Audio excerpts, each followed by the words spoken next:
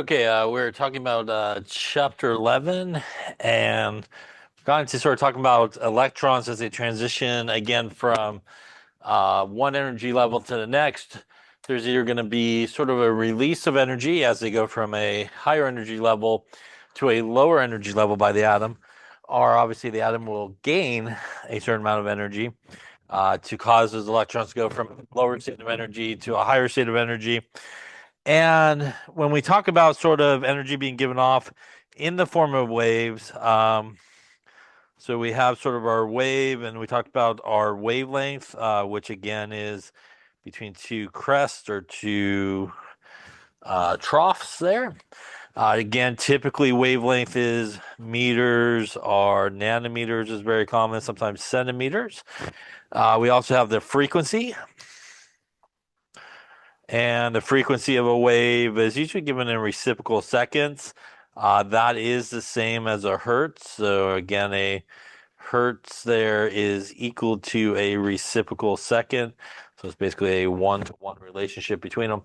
And a couple of things to talk about was that if you have sort of a longer wavelength,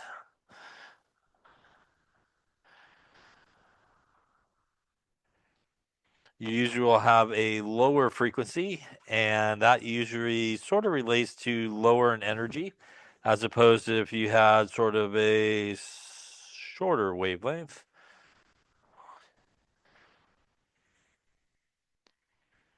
Usually has a higher frequency, and that is usually associated with higher energy.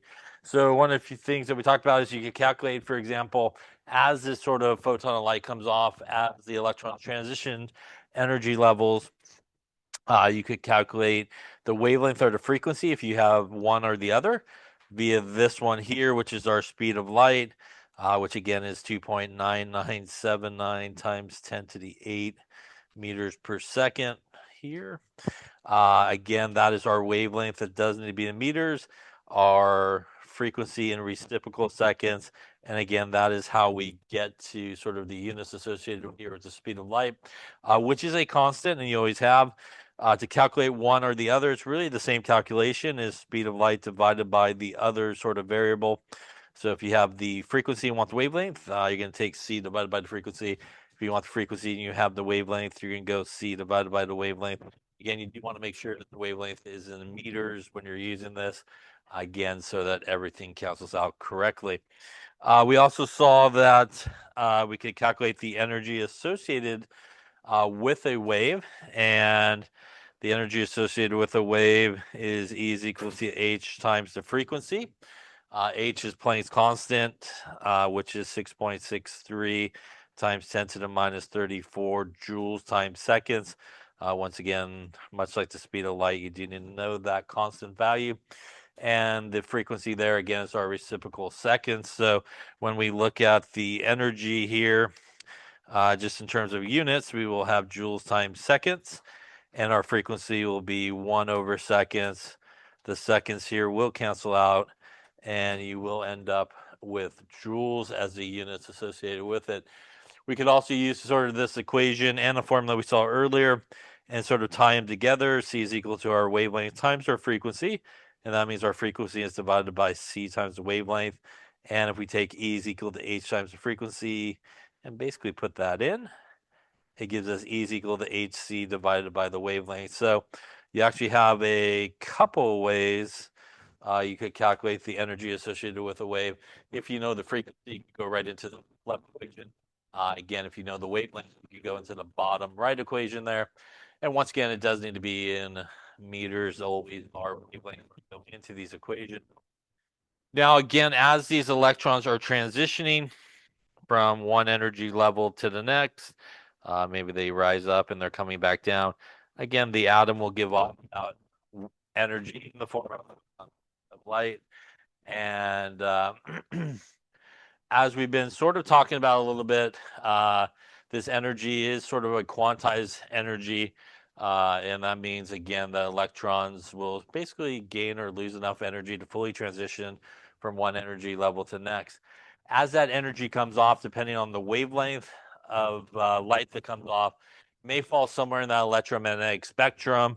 Remember, in the electromagnetic spectrum, we have like radio waves, we got some microwaves, got some IR, we got the visible part of the spectrum. Again, that is where we see color, our Roy G. Biv. We got a little UV, a little X-ray, maybe some gamma off the scale there at the end. And remember that even with, for example, something like, and obviously this is kind of a shorter wavelength on this side, longer on this side. I went the wrong way around there. That's actually shorter on that side and longer on this side in terms of our wavelength. And even with our colors, we do see, again, some differences in the energy associated with it. Not all transitions, as electrons transition, will always come off in the visible part of the spectrum, but obviously it's part of the spectrum where we would see color. Any questions on any of that stuff we talked about last time? All right, so continuing our conversation here again, we can have an excited lithium atom here, and as it sort of relaxes to a lower state of energy, again, things always want to sort of be in the lowest state of energy possible. It's going to have to give off that energy. And here, for example, we see perhaps a red light being emitted. And again, that will correspond to a specific wavelength and a specific amount of energy as it does so. Again, in terms of the atom, it's going to be a exothermic sort of process in terms of the energy being given off as the electrons go from a higher state of energy to a lower state of energy, and vice versa.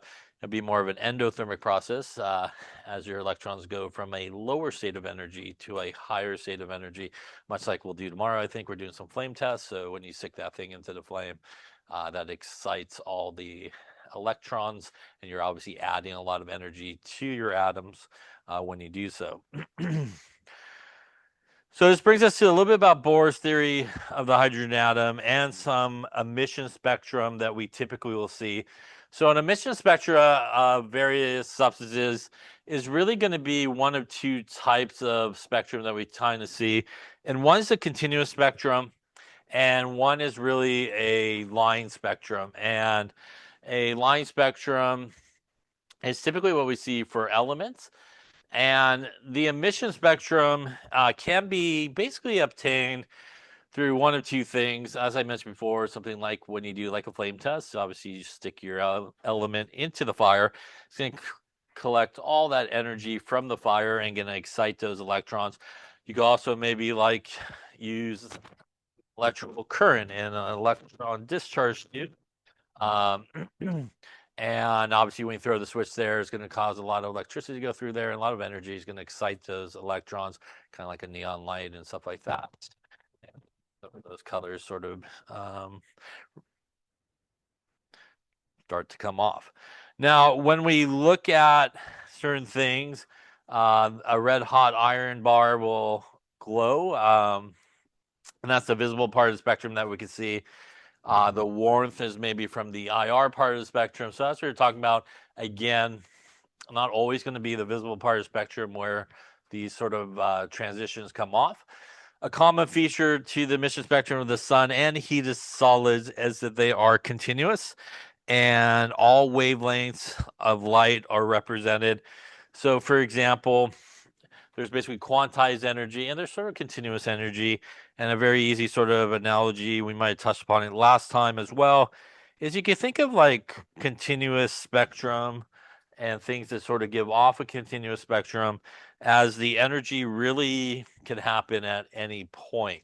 It's not really these discrete packets of energy that things gain and lose.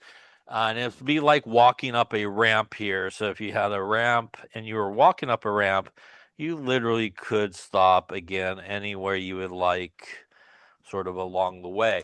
And because of that, again, we pretty much get all this energy and stuff coming off all at once, and you get all the wavelengths coming off at the same time. And that's very different, and that's very common to what we see with the sun, or for example, things that are heated with the sun, lit up by the sun.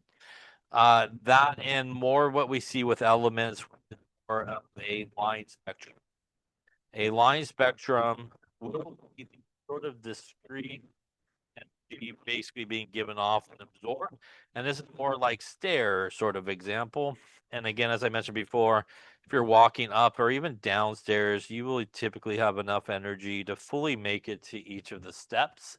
Again, you're not going to find yourself sort of halfway between steps or anything like that. Probably won't end well if you try to stop halfway between steps.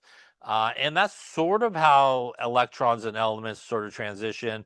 They will gain or lose enough energy to fully make those transitions from one energy level to the next.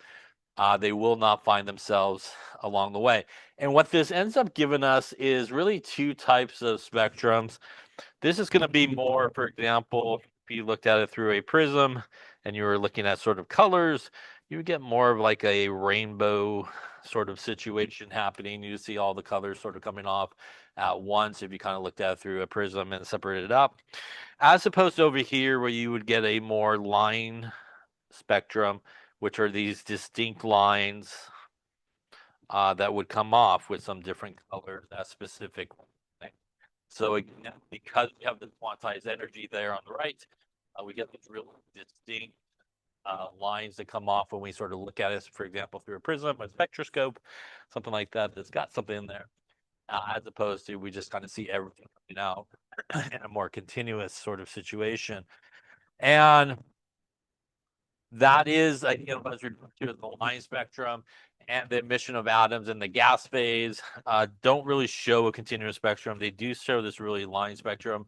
They are very specific to the element, so specific that basically every element will have its own unique line spectrum with specific lines at specific wavelengths and specific colors. And you can actually identify an element you're looking at based on the sort of predominant lines that you see, the colors that you see, and really the wavelengths that would come out. So again, here's a sort of an example of a more continuous spectrum up on top. Again, you can see more of a rainbow if you look at it through a prism, and as opposed to the bottom there where we see a line spectrum. And here we go. I think this will play.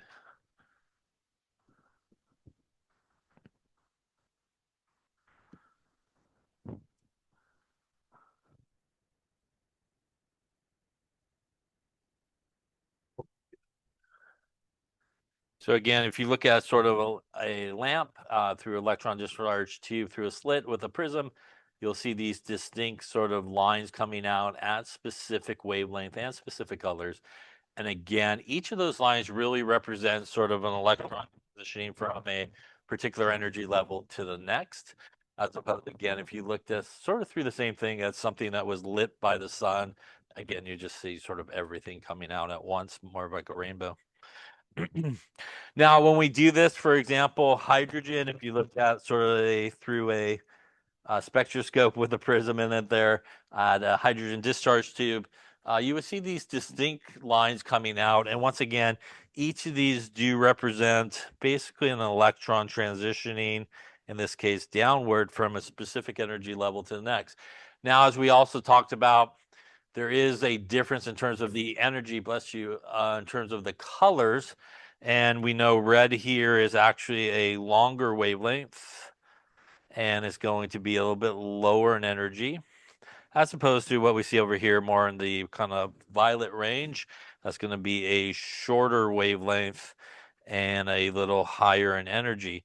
So just based on some of the colors that you see, you could maybe make sort of an educated guess as this electron that's sort of responsible, or electrons that are responsible for the colors that we see here, are maybe transitioning not a lot of energy levels, because the difference between the different energy levels would be small, as opposed to sort of the electrons transitioning over here.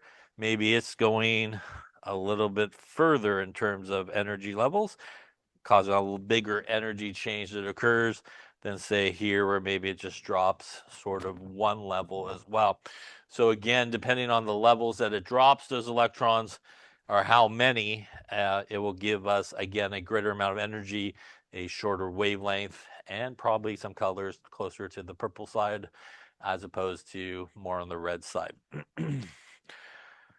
Now, Bohr came up with basically the theory of the hydrogen atom to try to explain sort of the uh, lines that we do see in the hydrogen atom, and it works really well for hydrogen. It is not correct for pretty much everybody else. As you move away from hydrogen, you have a lot more electrons involved.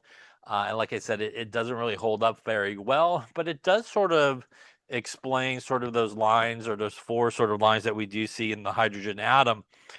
And his model of the atom is more of a planetary model where you basically have your nucleus, and around the nucleus, you have what he referred to as orbits. And these orbits are where we find electrons in the Bohr model. And remember that an electron, again, is either restricted to this orbit or this orbit or this orbit. Again, they're not going to be found in between orbits or anything like that. And they're going to be moving around at fixed distances from the nucleus in these orbits. For example, this would be n is equal to 1, n is equal to 2, n is equal to 3, and so forth. And the n is really the principal quantum number, which is a fancy way of saying basically the energy level. And when we talk about n is equal to 1, that is the ground state, are the most stable and lowest in energy. And it is also the one that is closest to the nucleus. Anything above that and kind of 2 through 7 is considered an excited state and higher in energy. And the idea behind sort of Bohr's model is this: we have these electrons in these fixed orbits. They're moving around in these nice, pretty circles, if you will. And as they sort of transition, for example, say we had an electron out here, as it transitions downward, say maybe the n equals 3 level to the n equals 1 level, again, the atom is going to give off that energy in the form of photon of light. And again, that's going to correspond to one of those, for example, lines that we see in that line spectrum that we saw there for hydrogen. As we will sort of talk about shortly, again, as you get multiple electrons, this model doesn't hold up. And as we will talk about, pretty much electrons really don't travel in these nice, pretty circles or anything like that in these orbits around the nucleus. But this was his idea. And again, these are all the possible sort of electron orbits. And again, our electrons would be transitioning upwards and downwards. They also, again, would have sort of quantized energy, which means, you know, if we did have an electron that was out here and it wanted to get to here, it would definitely lose enough energy to fully transition there. Once it won't find itself sort of around there between orbits or that. Again, that's the idea of quantized energy. And because of that, we get these very specific lines to come off when we see these line spectrums because they correspond to the amount of energy there, which again, if you really want to calculate, E is equal to H times the frequency if you knew some information as to what energy levels they also transition from as well. So the emission of radiation by, say, the energized atom could be explained in terms of these electrons dropping from higher energy to lower energy. And again, the atom sort of giving off a photon of light that falls in that visible part of the spectrum. Now, as I mentioned before, when we talk about n is the principal quantum number, and it is basically the energy levels, and n is equal to 1 is the ground state, and anything above that is considered an excited state, really higher in energy. And again, as we kind of go upwards here, n is equal to 1, n is equal to 2, n is equal to 3, n is equal to 4, and so forth. Again, we're increasing the energy, increasing the distance from the nucleus. and as we get to 7 as well.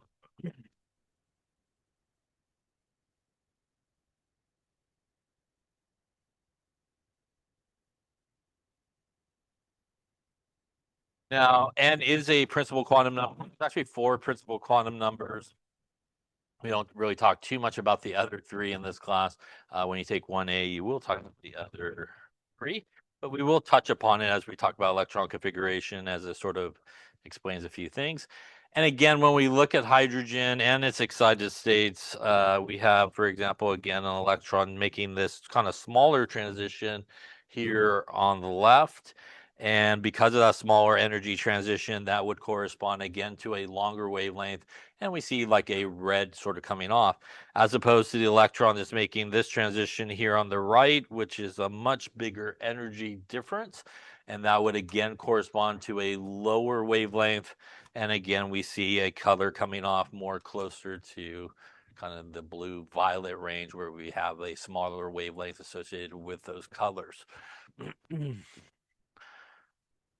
And here's just a picture from your book of all the 4 sort of transitions that correspond to the 4 sort of lines that we see in the hydrogen spectrum.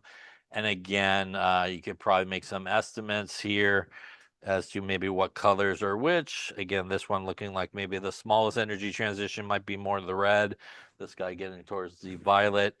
And then obviously here as well, maybe more like the bluish color and so forth as you look at it. Here again is the difference between sort of quantized energy and continuous energy. Again, from like the sun here, we really can have sort of transitions and wavelengths coming off anywhere along the way. Here in this sort of quantized energy, we're either going to be there, or at the bottom. And again, if we're doing a transition, we're either going to transition there, maybe we're going to transition there, maybe we can go all the way there. Again, we're not going to stop anywhere along the way. So that gives us these quantized energy. And again, that is why, because this sort of difference in energy from here to here will always be the same, you always kind of see the same color line comes off that represents that electron's transition. And same idea here, as you were going from here to here, that corresponds to a certain amount of energy, which again would correspond to a specific wavelength and specific color coming off.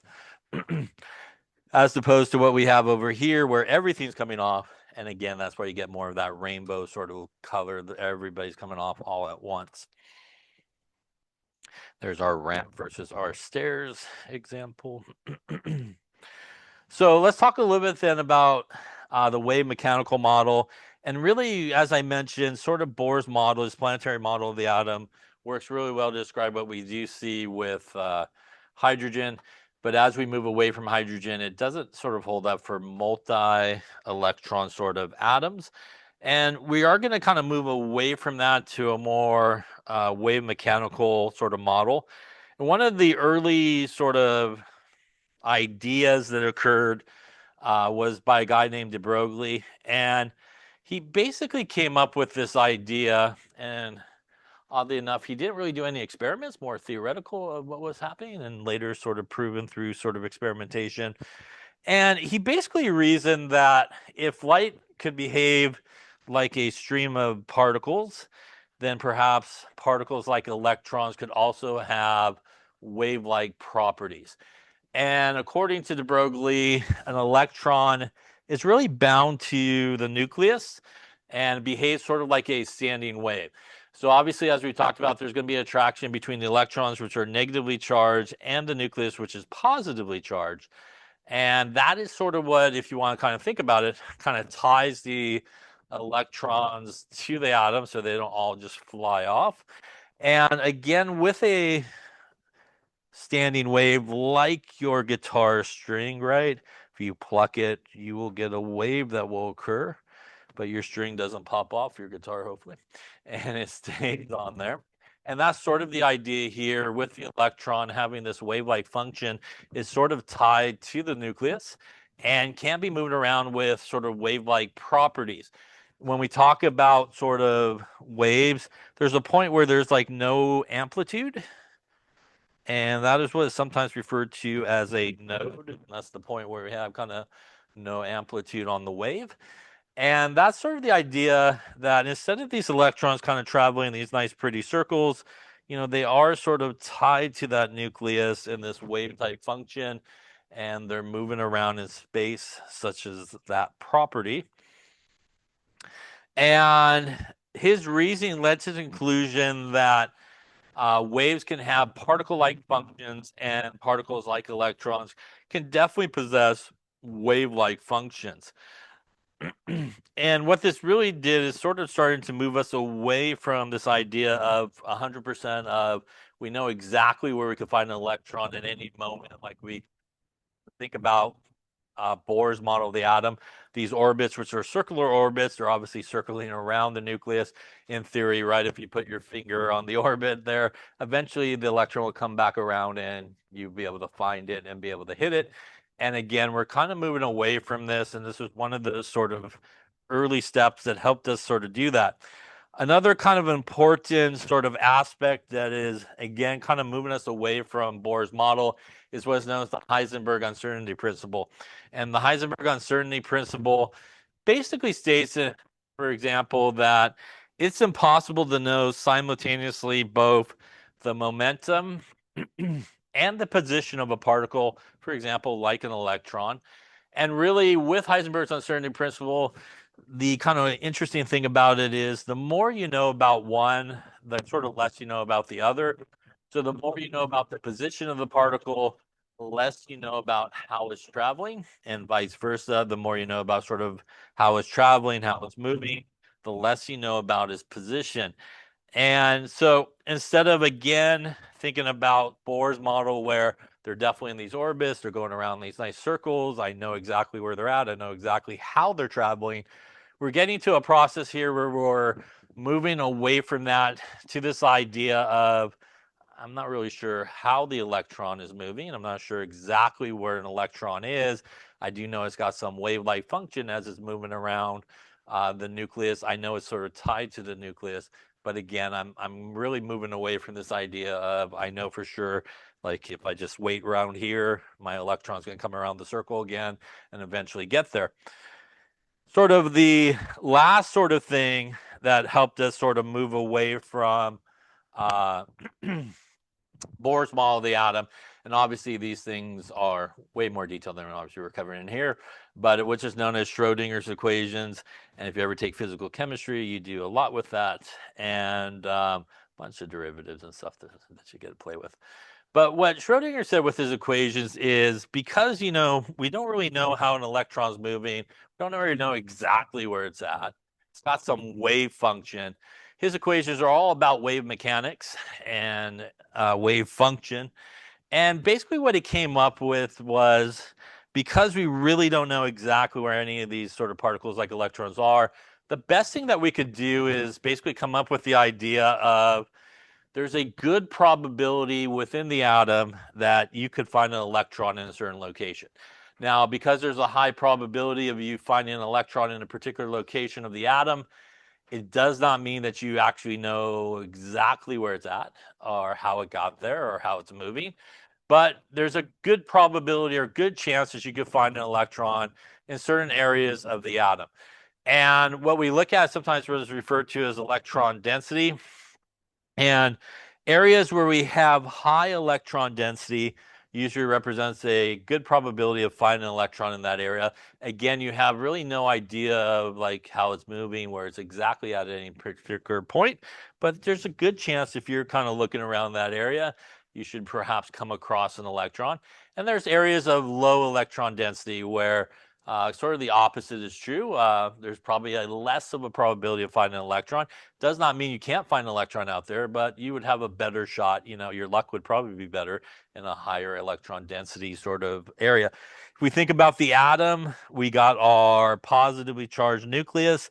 And that means that in that empty space where these electrons are sort of traveling around, we would expect to have a pretty good chance here, right, of finding an electron near the nucleus. And near the nucleus is probably going to represent a pretty high probability and I obviously can't do it with the pins here, but as we sort of travel out further, again, if I could do a lighter smear or whatever I just did there, we would have a lighter sort of probability of finding electrons out in that area. And to sort of move away from sort of Bohr's idea of electrons are in these orbits and they're traveling around in circles, we've now moved to this idea of quantum mechanical sort of idea of I'm not really sure exactly where an electron is at any given point in time, not sure exactly how it's traveling. I know it's kind of tied to the nucleus there, but the best I could say is like if I'm in this area of the atom, I should have a pretty good probability of finding an electron versus another. So we move away from orbits to this idea of orbitals or atomic orbitals. And atomic orbitals are sort of these theoretical mathematical shapes, if you will, of where we can find electrons within the atom. And as we will talk about, there's a few different types of atomic orbitals that we will go over. There are s orbitals, there are p orbitals, there are d orbitals, and there are f orbitals. And these are sort of these density maps, if you will, theoretical maps of where within the atom that we could find electrons. One of the things that's important to keep in mind is any individual atomic orbital, any individual one, orbital, could hold a maximum of 2 electrons. So any individual atomic orbital, be it an S, a P, a D, or an F, could basically hold a maximum of 2 electrons. Any questions on that there? And here's a maybe better drawing of what I was trying to do on the last page. Again, you can kind of envision the nucleus there in the center. And as you can see, there's kind of the darker reddish pinkish area. And again, this represents a higher probability in this area of finding electrons. And as you can see here, it does kind of show up on the screen. So as you sort of fan out from the nucleus, again, it's getting lighter, which means it's going to be a little bit lower probability of finding electrons in that area. And again, like I said, doesn't mean you can't find electrons in there. Doesn't mean there's not electrons in there. But again, be a little bit lower of a probability of finding electrons. So let's talk about these atomic orbitals. And as I mentioned a second ago, pretty much any atomic orbital, any individual atomic orbital can basically hold 2 electrons. And the first type of orbital we're going to talk about are s orbitals. Now, when we talk about s orbitals, they do begin on the very first energy level. So if this is the energy, remember that n equals 1 is the ground state. And that is where we first start to see s orbitals appear. By the way, that is referred to as a 1s orbital on the first energy level. You will also see s orbitals on every energy level. There's a 2s orbital on the first, the 3s orbital. If you can guess it from that, the number in front is the energy level. So when somebody says a 1s orbital, you're talking about an s orbital on the first energy level. 3s orbital, you're talking about an s orbital on the third energy level. So s orbitals start at n is equal to 1. There is only, in terms of types of s orbitals, there is only one type of s orbital. So no matter what energy level you go to, there is just simply one type of s orbital.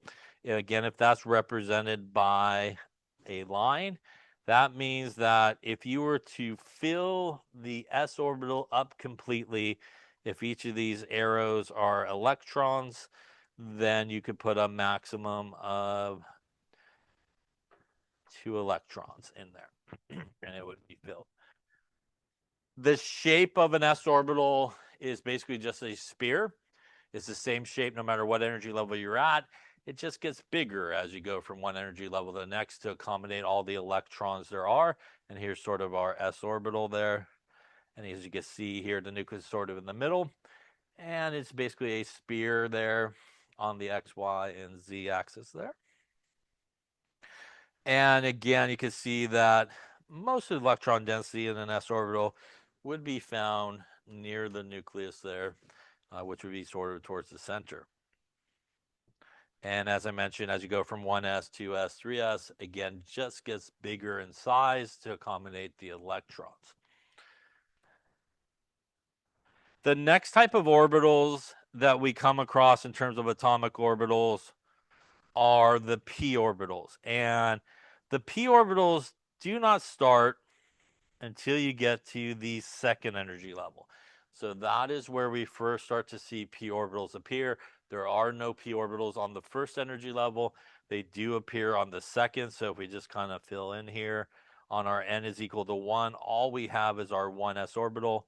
When we get to the second energy level, we still have a s orbital, which is a 2s orbital. And this is where we first start to see our p orbitals begin. They're sometimes referred to as a 2p orbital. The 2 means it's on the second energy level, and we're talking about a p orbital.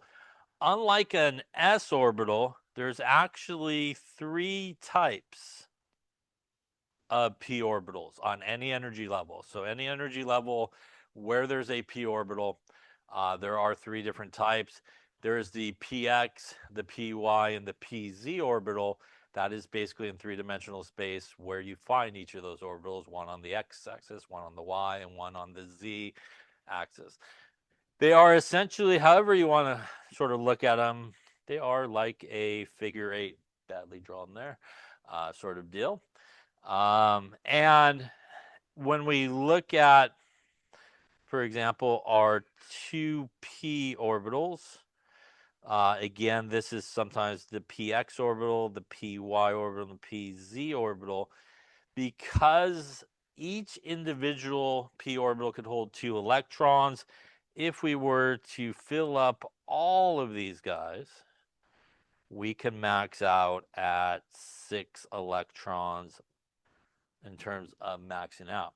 Now, when you do get to a energy level and a situation where you have the same type of orbital, multiples of the same type of orbital on the same energy level, this is what is sometimes referred to, if you took all of the 3p orbitals together on one energy level, this is what is sometimes referred to as a subshell, a sublevel, depending on your book. And a subshell or a sublevel is basically a grouping of the same type of orbital on the same energy level all together. So when we say that we could put 6 electrons in here, what we're really talking about is we could put 6 electrons total in the p subshell, which is comprised of 3 individual p orbitals that can each hold a maximum of 2 electrons. Any questions on that there? So here, as you can see, is our px. Again, kind of a figure 8 type of structure. Nucleus sort of in the middle there where there's kind of node and no amplitude. There's our py, looks the same, except it's on, obviously, the y. And again, we could find electrons sort of in each of those lobes, kind of moving around. And on our z as well, again, our sort of figure 8 there. Again, at this sort of middle there, kind of our nucleus, and electron density is going to be highest sort of in, I don't know if it'll let me write here, probably not on that area. Let me go here maybe. So as you can see here, kind of our nucleus in this area, highest sort of electron density near it in those lobes where we could find some of our electrons. Again, there are 3 individual p orbitals. And we do find p orbitals starting on energy level 2 and all the way up there to 7 as well. The next type of orbitals are what are known as d orbitals. And d orbitals do not start until we get to the 3rd energy level. So it's not until the 3rd energy level that we start to see d orbitals basically appear. So once again, on that 1st energy level, we have our 1s orbital. On the 2nd energy level, 2s orbital, and our 2p orbital. On the 3rd energy level, 3s orbital, 3p suborbital. And now this is where we start to see our d orbitals first start to appear. And there are 5 different types of d orbitals. And each of the d orbitals could hold 2 electrons, which means if I took all these d orbitals together on the 3rd energy level, that again is my d subshell or sublevel. And if you filled up your d sublevel on any energy level, you will have 10 electrons max. Again, 2 in each. So 2, 4, 6, 8, and 10 electrons there into each of those. As you can see from these pictures, our d orbitals basically look like kind of 2 p orbitals stuck together. And the only one it does is sort of at the end there, kind of looks like a donut going through a p orbital at the end there. But most of them look like kind of you stuck 2 d orbitals together. And we get some names like x squared, y squared, and z squared, again, because they're on a couple of different axes there as they go through it. And just to kind of take a look at those two, I think. So again, there's our z squared, y squared, x squared, I'm sorry, y squared d orbital. There's our xy. Again, looking like 2 p's. And again, in each of those lobes are theoretical places where we could find electrons. And there's our xz along those. And there's our z squared there with our donut in the middle of electron density. And again, electron density up there on the nodes there. The last type of orbitals are actually the f orbitals. And f orbitals do not start until n is equal to 4th, or the 4th energy level. So on the 4th energy level, where we first start to see f orbitals appear. And again, we still have everything else that we saw previously there. On our first energy level, our 1s. On our second, our 2s, 2p. On our third, our 3s, 3p, 3d. And now when we get to the 4, still have everybody, our 4s, 4p, our 4d. And I ran out of room, but right about here, we would have our 4f coming in.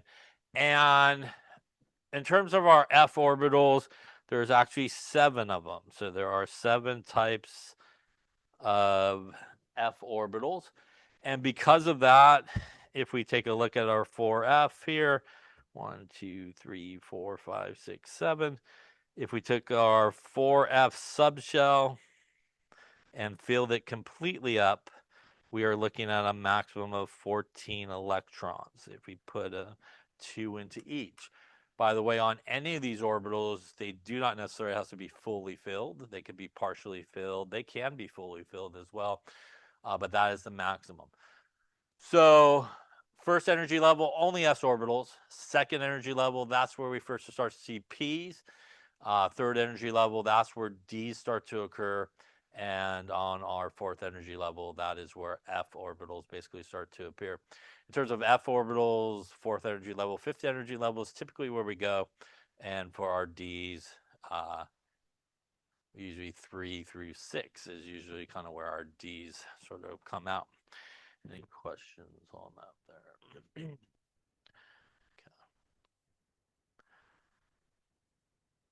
So let's talk a little about the energy of these orbitals. Again, we can start to see as we go up in our energy levels, again, this being our n is equal to 1, our n is equal to 2, and so forth. We start to see different orbitals start to appear.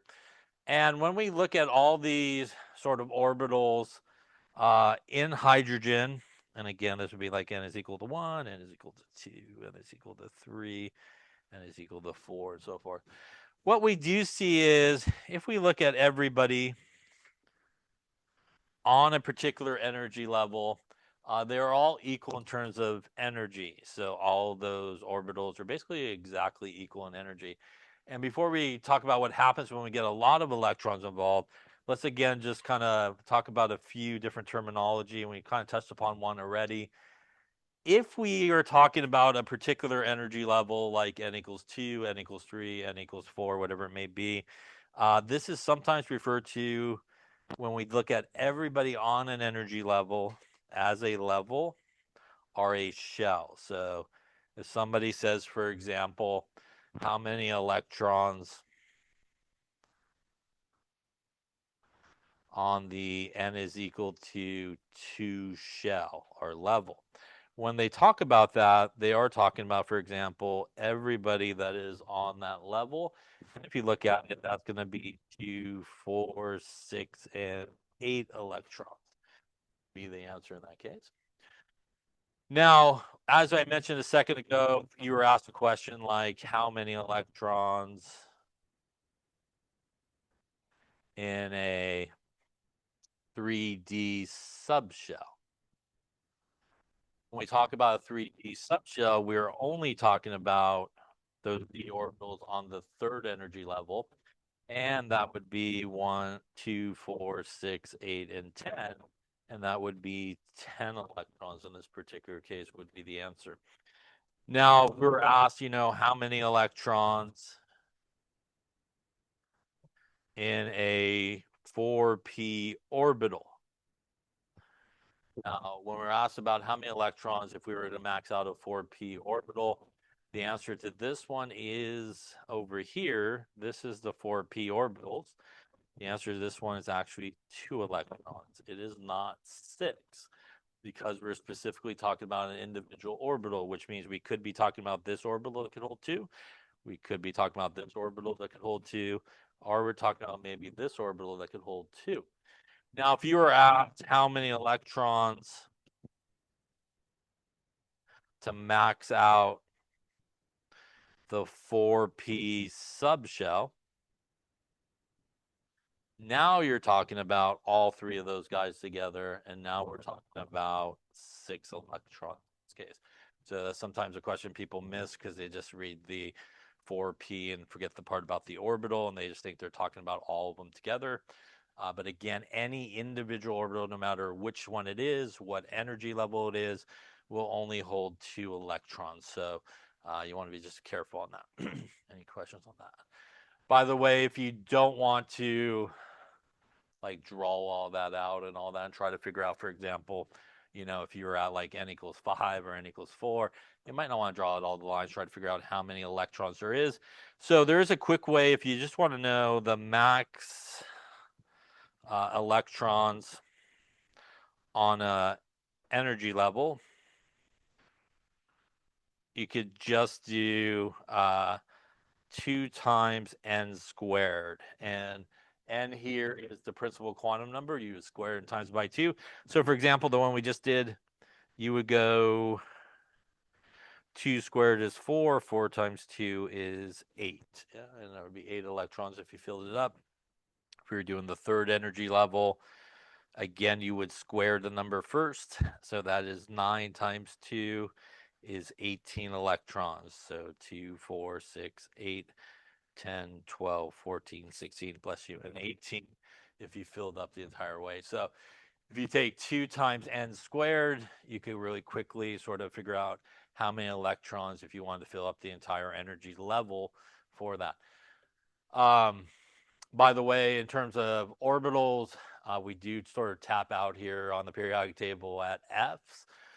They do, in theory, continue on, and they do go alphabetical after that, so G and so forth. Never reach anybody on the periodic table in those areas, but they actually do continue. So if you're wondering if there's more, in theory, orbitals after F, there are, but we don't have anybody on the periodic table that gets there, so we sort of tap out at F in that case. Any questions on that there? So back to this original slide here, which is before I sort of wrote all over it. I'm going to get rid of it all. Before we look at it here with hydrogen, we can see, as I mentioned before, everybody on the third energy level, all the orbitals are exactly the same. But what happens when we start to introduce a lot of electrons into the atom, as we know from, for example, bonding and so forth, right? Electrons which are negatively charged don't really like to be near each other. So there's a lot of sort of variations that occur in terms of the energy level of the orbitals. And what happens when we start to introduce, as you can see here, as we go from just hydrogen to lots of electrons involved, there's really some differences in where these orbitals end up in terms of their energy. And that's really important in terms of filling the atom with electrons, and what's sometimes referred to as the filling order.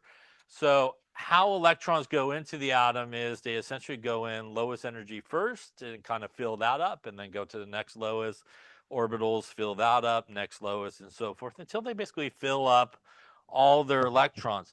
So when an atom would get electrons here, if the arrows represented electrons, we would kind of fill it up here, then we would come here and fill it up, then we would come through here and fill it up,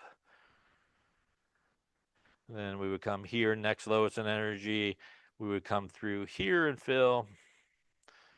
And at this point, this is really where the kind of big difference happens in the order where everybody normally thinks we're rolling like 3s, 3p. So logic would tell you, hey, let's go 3d first, but unlogical here. The 4s is actually lower in energy than the 3d.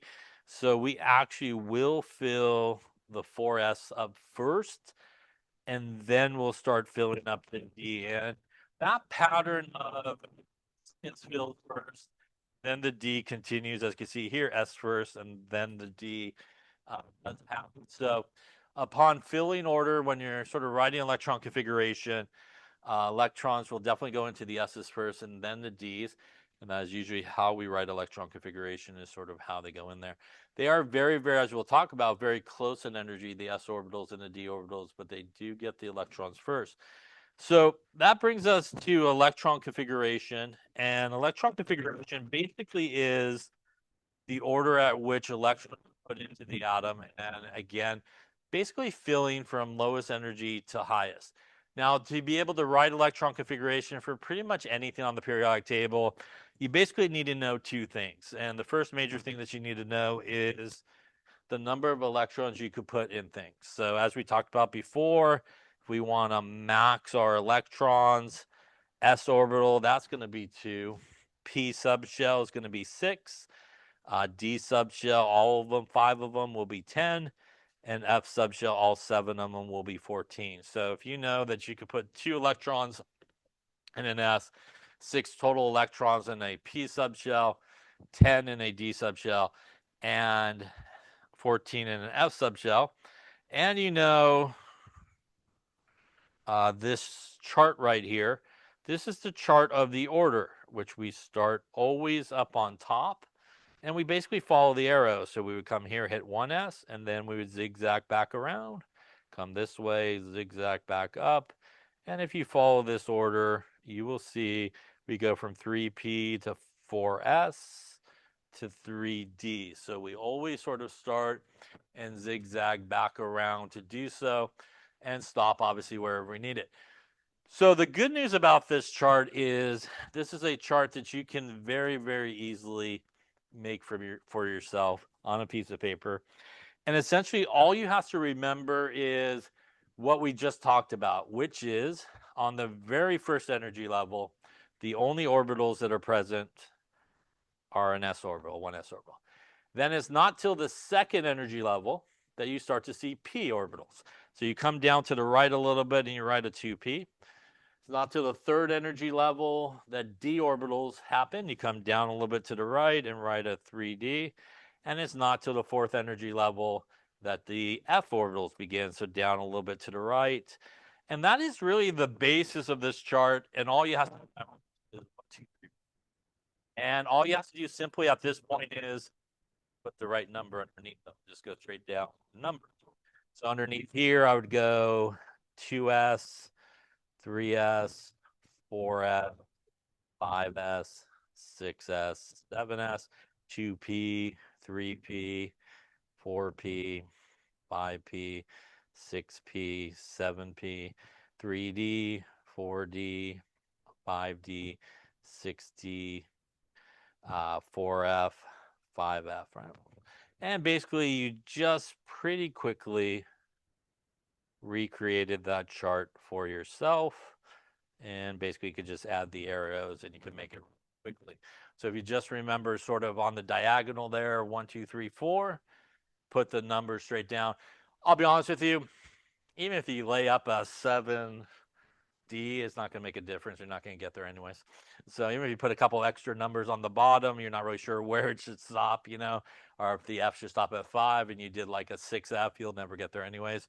So again, if you just remember that kind of diagonal 1, 2, 3, 4, and you remember what's on the bottom there, 2, 6, 10, and 14, you should be able to write any electron configuration that you would need to do. Any questions on that? And again, we always start at the top and just kind of zigzag back around. All right, so let's take a look here. So let's talk a little bit about electron configuration. First off, if it is a neutral atom, as we know from our conversation, hopefully about protons, electrons, and neutrons, the atomic number, which is what we see on the periodic table, which is the number of protons, will equal also the number of electrons, right? And that's the only way something becomes neutral, is it has to have the same number of protons and electrons. So we could write our electron configuration here, and we'll start with hydrogen. And hydrogen has 1 electron. Again, it's atomic number 1, which means it has 1 proton. To match it, it will have 1 electron. So here we would again start always at the top, and we're just going to come here and we hit our 1s orbital. So the electron configuration here will be 1s1 up on top, and that is how you kind of say it, 1s1. The first number here is the principal quantum number.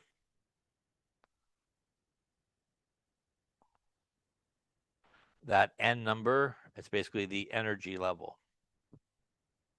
So basically when you see that big 1, we're basically on the first energy level. This is the orbital, our subshell we're dealing with. And that again is the theoretical place where we find the electron. And up on top is the number of electrons in that orbital, our subshell. So 1s1 is the electron configuration here for hydrogen. And again, it basically tells us we're on the first energy level, we're at the s orbital, and inside that s orbital, we basically have 1 electron hanging out basically at that spot. Now, this is the way we could write the electron configuration, which is 1s1. And we could also represent electron configuration known as orbital diagram.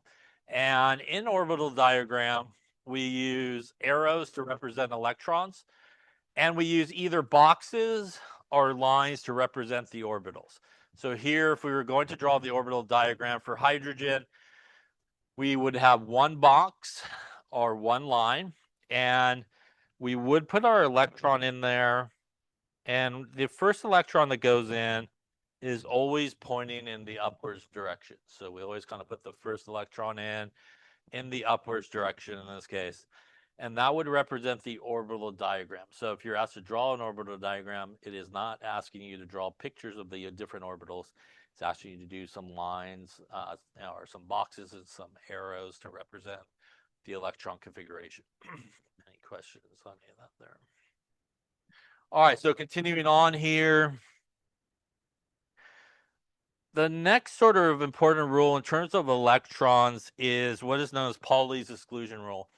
And we're not going to go into super great detail about Pauli's exclusion rule. But basically what Pauli's exclusion rule says is no 2 electrons that are in the same orbital can have the same 4 quantum numbers. So earlier I said there's really 4 types of quantum numbers. There is n, which is the energy level, basically. There is L, which is, for all intents and purposes, the type of orbital. We'll just call it that. It's really something else, but it basically tells you that. There's also M sub L, which is sort of the orientation of the orbitals in three-dimensional space. And it also will tell you how many orbitals there are. And there is m sub s, which is the spin quantum number. And the spin quantum number basically describes sort of how the electron is spinning as affected by electrical field. It does have some sort of spin. And by notation, when we talk about spin quantum number, there's basically two notations for it. There's plus a half and minus a half. And as we just drew in our box when we did hydrogen,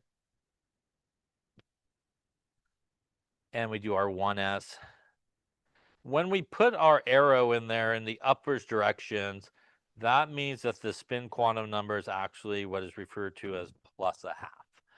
If you were to put the electron in there, or the arrow going in the opposite direction, that is what is referred to as being minus a half.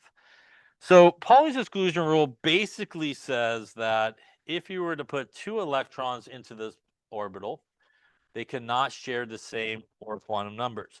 So this is obviously going to happen when we get to two electrons, because we do have room for obviously one more electron to go into that box. And we have basically two options. We could put the second electron that goes into that box heading in the same direction. Or we could put the second electron that goes in that box heading in opposite directions. So based on Pauli's exclusion rule, I'm going to explain to you sort of which one is the correct one. So if this was our 1s orbital and this was our 1s orbital. Now, if I were to take this particular electron here, and just for demonstration purposes here, I'm going to give you the four quantum numbers for this one, and you are not expected to give the four quantum numbers or anything like that, but this is just to illustrate what the difference is here. So the energy level, which you might know, is obviously it's a 1s orbital. So that means that n in this case would have a value of 1 because it's based on the first energy level. When you calculate L actually has a value of 0 to n minus 1. So when I calculate L in this case, my n is 1. So 1 minus 1 is 0.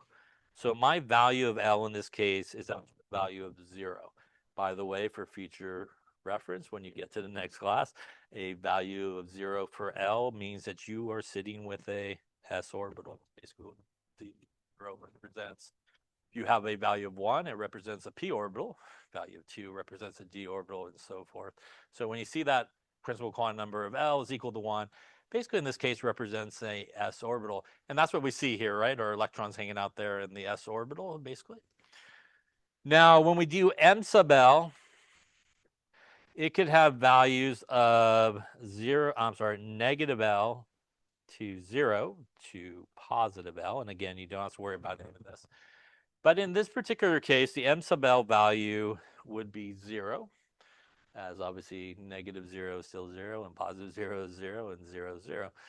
And the spin in this case of that electron heading in the upwards direction would be plus 1/2. So this would be the four quantum numbers for that electron there on the left.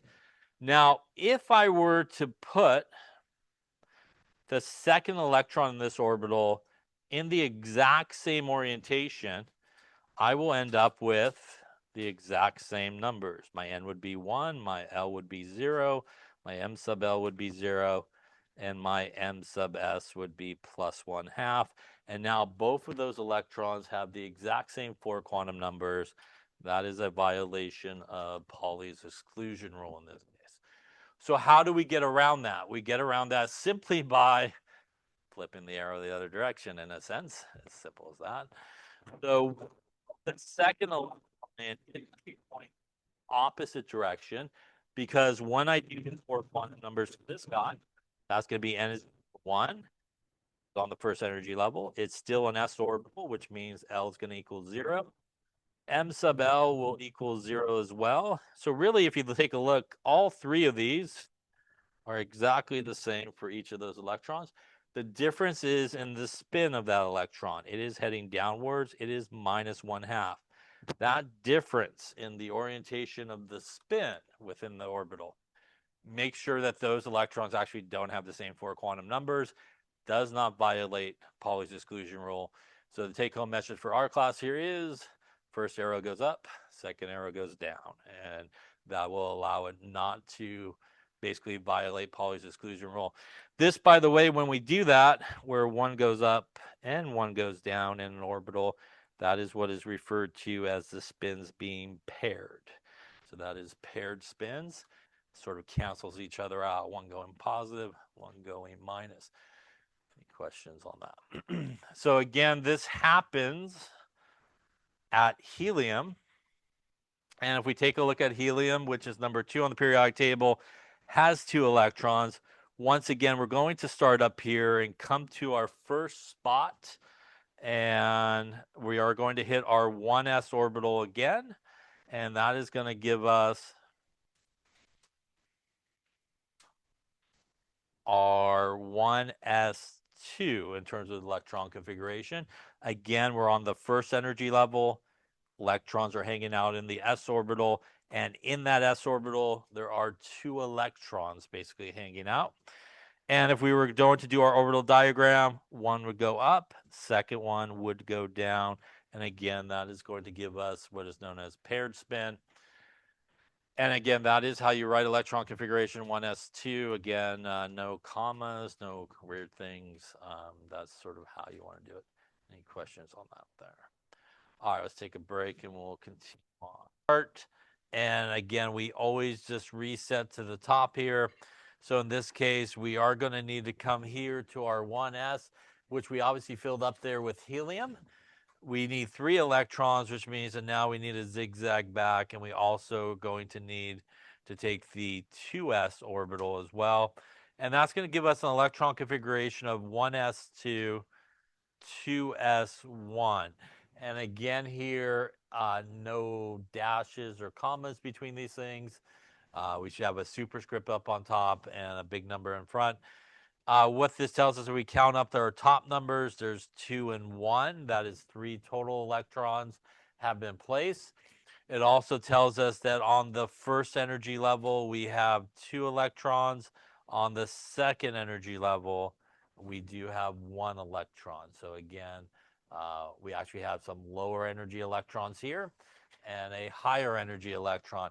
By the way, that higher energy electron is the valence electron, right? So for lithium, which is group 1, it has 1 valence electron, and that is it right there, that 2s1 that we use with bonding. We could also do our orbital diagram. In this particular case, we would need 2 lines or 2 boxes. To save space, I'm going to go just kind of left to right. If you really wanted to do it correctly in terms of energy, obviously your 1s box would be lower than your 2s box. But again, just to kind of save energy here, I'm just going to save space, I'm going to go left to right here. So once again, we would put our first electron in the upwards direction. As we talked about, Pauli's exclusion rule will tell us that we're going to put our second electron in the downward direction. Now we have filled up that orbital. We go to our next energy, lowest energy, which would be our 2s.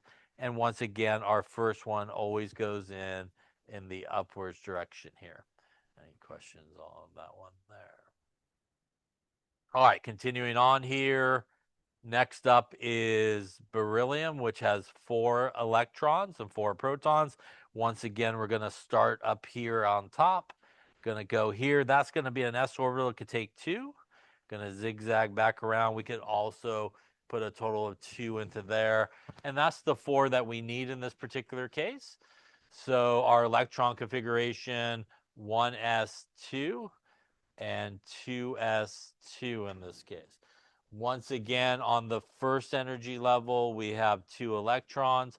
On the second energy level, we have 2 electrons that are hanging out there in its s orbital. Once again, beryllium group number 2. These 2 electrons right here, again, are its valence electrons, those outermost or highest energy level electrons. If we're going to do our orbital diagram here, Again, we'll have our two boxes, not energy correct, but we'll just go sideways here.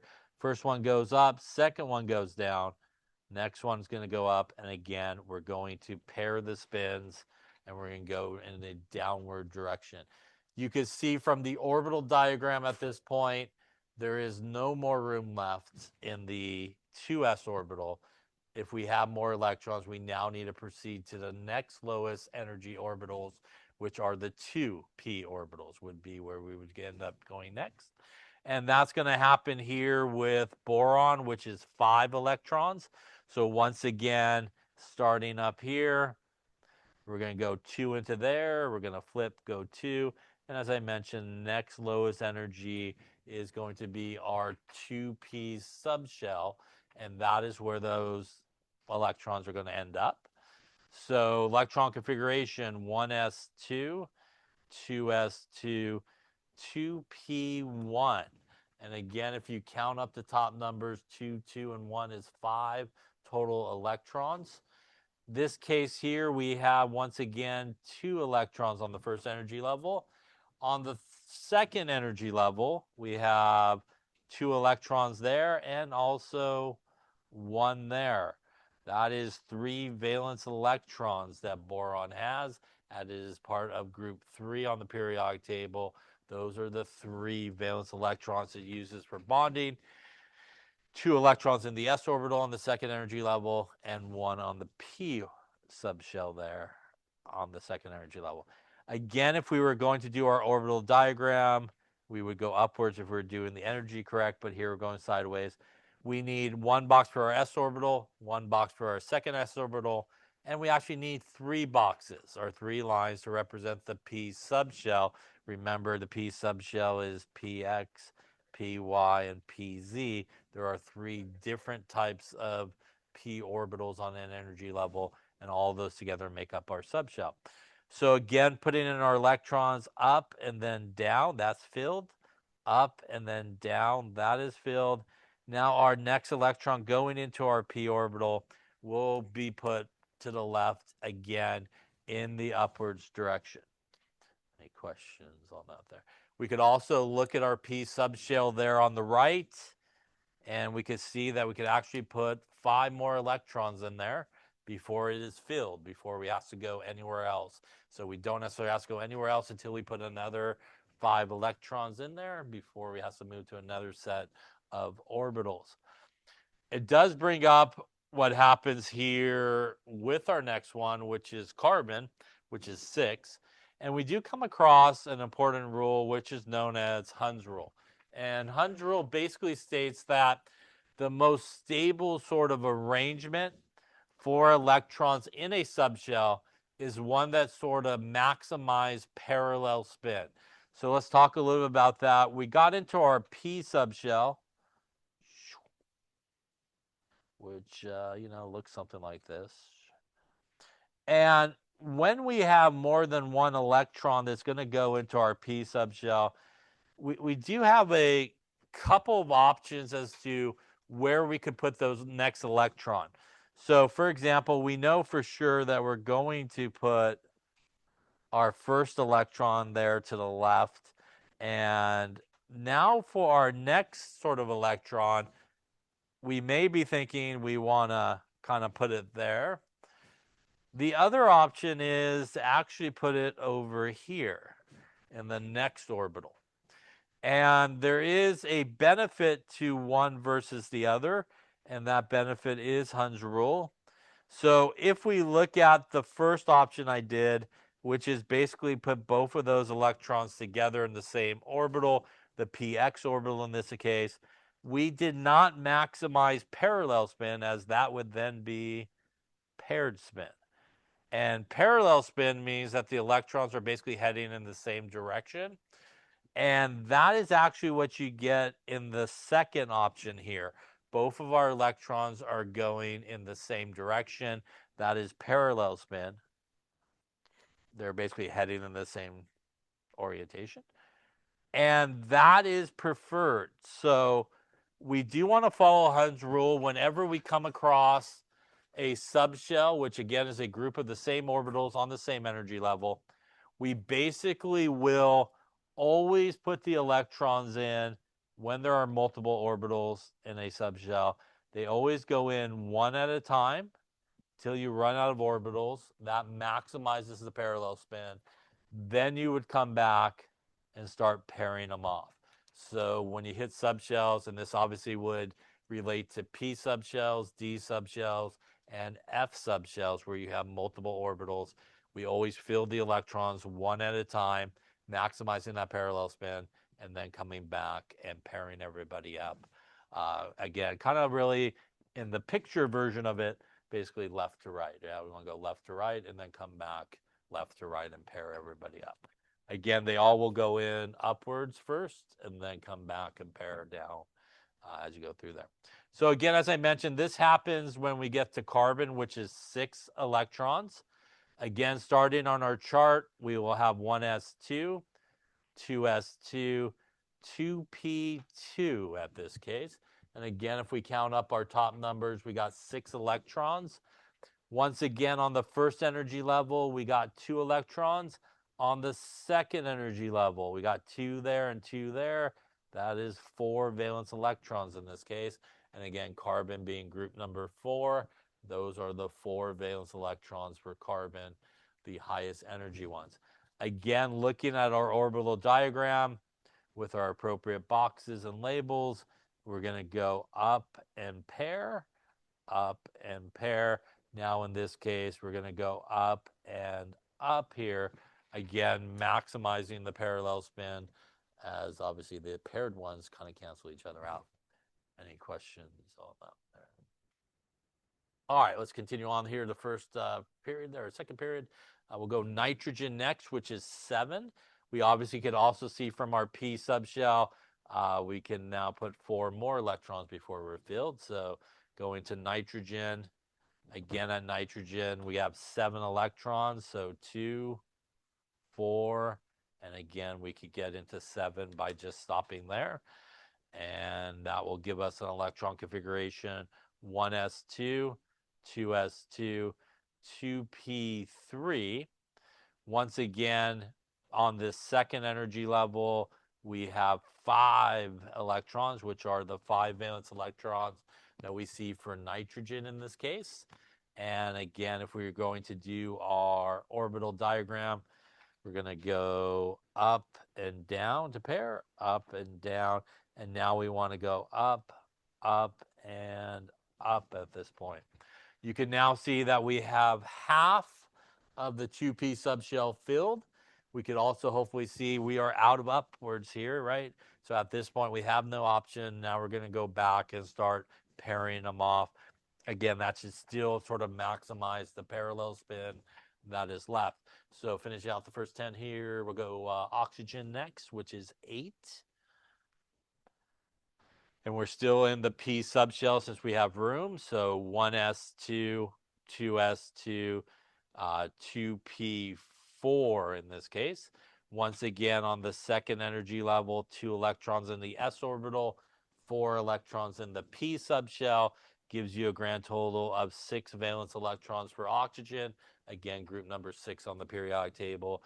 Those are the electrons. And doing our orbital diagram here. Again, we're going to go up and down, up and down, up, up, up. And now we're going to come back to the left there, and we're going to pair it off. Technically speaking, at this point, the px subshell is filled there, or the px orbital is filled with electrons. The py has room for 1, and the pz orbital has room for 1 more as well. And let's finish filling it up here. So number 9 is going to be fluorine. And again, we still had room in that P subshell. So 1s2, 2s2, 2p5. Once again, here on the second energy level, 2 electrons in the S, 5 in the P. That's going to be our 7 valence electrons that we see in fluorine. And finishing our picture here on the bottom, again, up and down, up and down, up, up, up, down, and down. We have now filled the px and the py orbital. The pz orbital there still has room for one electron. And obviously that ends there at neon, which is number 10 on the periodic table. And we go to our number 10 there. We're going to fill that up. So 1s2, 2s2, 2p6. Once again, on our second energy level for these guys, 2 electrons in the s orbital, 6 in the p. That is our 8 valence electrons that we know for our neon. And filling in our orbital diagram here. Again, up and down, up, down, up all the way across, and now back down, and we are now filled. At this point, we are filled, and if we had more electrons, we would have to go to our chart and go to the next lowest energy, which in this case would take us to the third energy level, and the 3s orbital would be where those electrons would go next.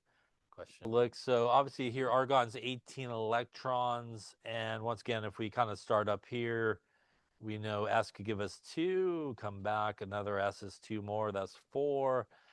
This P will give us 6 more, so that's 10. 2 more for that S is 12, and 6 more there is going to give us 18. So we're going to go all the way down there to our 3P. So for our argon, which is 18, we will go 1s2, 2s2, 2p6, 3s2, and 3p6. Once again, if you count up the top numbers, again, that is 18 electrons. In this case, we actually get to the third energy level, and these are the highest, and that's going to be the 8 valence electrons that we see in group 8 argon. Is those electrons in the s orbital on the third and the p orbital on the third. And obviously here, if we were to fill in our orbital diagram, and again we had 1s2, 2s2, 2p6, 3s2, 3p6. We're going to go up and down, up and down. We're again going to go technically one at a time, come back and pair. We're going to go up and down, and again here one at a time, and come back and pair it up. At this point, we are filled. And if we had more electrons, remember, this is the part where people really screw up. After the 3p, it is actually the 4s that is the lowest. So we go to the 4s first, and then the 3d. So again, the s always comes before the d when we're writing our electron configuration. Any questions on that there? All right. Now, the off-ball principle is the idea that protons are added one-to-one to the nucleus. Electrons are sort of added to the atom one by one as well, in this sort of build-up principle where we go from lowest energy to highest. Again, we do want to always write electron configuration in what's known as filling order, and that is the order we're talking about here. Again, it doesn't go sort of in the numerical order unless you're doing it based on energy. Now, let's take a look at something like potassium. And if we write the electron configuration for potassium, which is 19, again, we're going to go 1s2, as we just did, 2s2, 2p6. Again, if we count the top, that's 10 electrons. We then go to our 3s orbital, and we can fill it, which is 12. We could then fill our 3p subshell with 6 more, and that is 18. As I just mentioned a second ago, we now go to our 4s orbital first, and again, we only need 1 in this particular case. And that would be our electron configuration there for potassium. Now, when we write electron configuration, sometimes people will do sort of a shorthand for electron configuration. And if we look at our electron configuration up to this point here, that is, again, 18 electrons, as we just talked about a second ago. And those 18 electrons represents argon's configuration. So sort of a shorthand notation is you would put argon in parentheses. our brackets, and that would represent the electron configuration for argon, and then you would just continue on, and this would be argon 4s1. You could do a similar thing for calcium, which is right next door. For calcium, if you did sort of the shorthand, which is 20, that would be argon, which is 18, and my s orbital could hold 2, and it would be 4s2. So this is a shorthand notation. Sometimes people will refer to as a noble gas sort of configuration for it. And the reason for that is when you do this type of sort of shorthand, it is always the noble gas that comes before it should go in the brackets. So whatever you kind of bracket, that should always be the noble gas that comes right before the element you're writing the electron configuration for. So for example, you could do sodium, right? We take a look at sodium, which is 11. If we write out sodium's configuration, 1s2, 2s2, 2p6, 3s1. Once again, if we just take this part of sodium's configuration and count up the electrons up on top, that is 2, 4, 10. And the noble gas as number 10 on the periodic table is neon. So we could shorthand this as neon in brackets, 3s1 in this case. So you can write a shorthand, and it's sometimes done. But again, it's got to always be the noble gas that goes in those brackets, and it has to be the noble gas that comes right before it. Any questions on that? I will say very rarely would probably somebody use like helium, 2s1. They most likely would just write it out, but technically you could use helium and stuff like that for what comes after it. Any questions on sort of the shorthand here? Yeah. Let's talk a little about transition metals and what happens with our transition metals. And our transition metals, which again are between group 3 and group 4, group 2 and group 3 on the periodic table, they have incompletely filled D subshells or incompletely filled D subshells with cations. Now, if you go through our sort of chart with electron configuration and the filling order, there are some exceptions to the electron configuration that you will see, especially in the transition metal region. So the two very common ones that you should be responsible for are chromium, which is 24, and copper, which is 29. And if you were to follow our chart for each of these and were to write the electron configuration for each of these, just following that chart that we've been following, you would end up with something like 1s2, 2s2, 2p6, 3s2, 3p6, 4s2, 3d4. And this would be the electron configuration that you would have for chromium. If you did one for copper, it'd be similar, 1s2, 2s2, 2p6, 3s2, 3p6, 4s2, 3d9. And you could shorthand this as up through here. That is argon's configuration. Argon 4s2, 3d4. And same deal here, up through there is argon's configuration. Argon 4s2, 3d9. So the exception actually happens between the s orbitals and the d orbitals. Right here are the exceptions. And what happens is the 4s orbital, as we talked about, is actually lower in energy than the 3d orbitals. And the electrons will come into here and then obviously start filling our d orbitals. And in this particular case, they are very, very close in energy. So close, as we'll talk about in a second. What actually happens once you start putting d orbital electrons in there is they actually switch in energy when you kind of do that. And what ends up happening, and this is more important in a second for when it makes ions, is the S's actually end up higher in energy than the D's.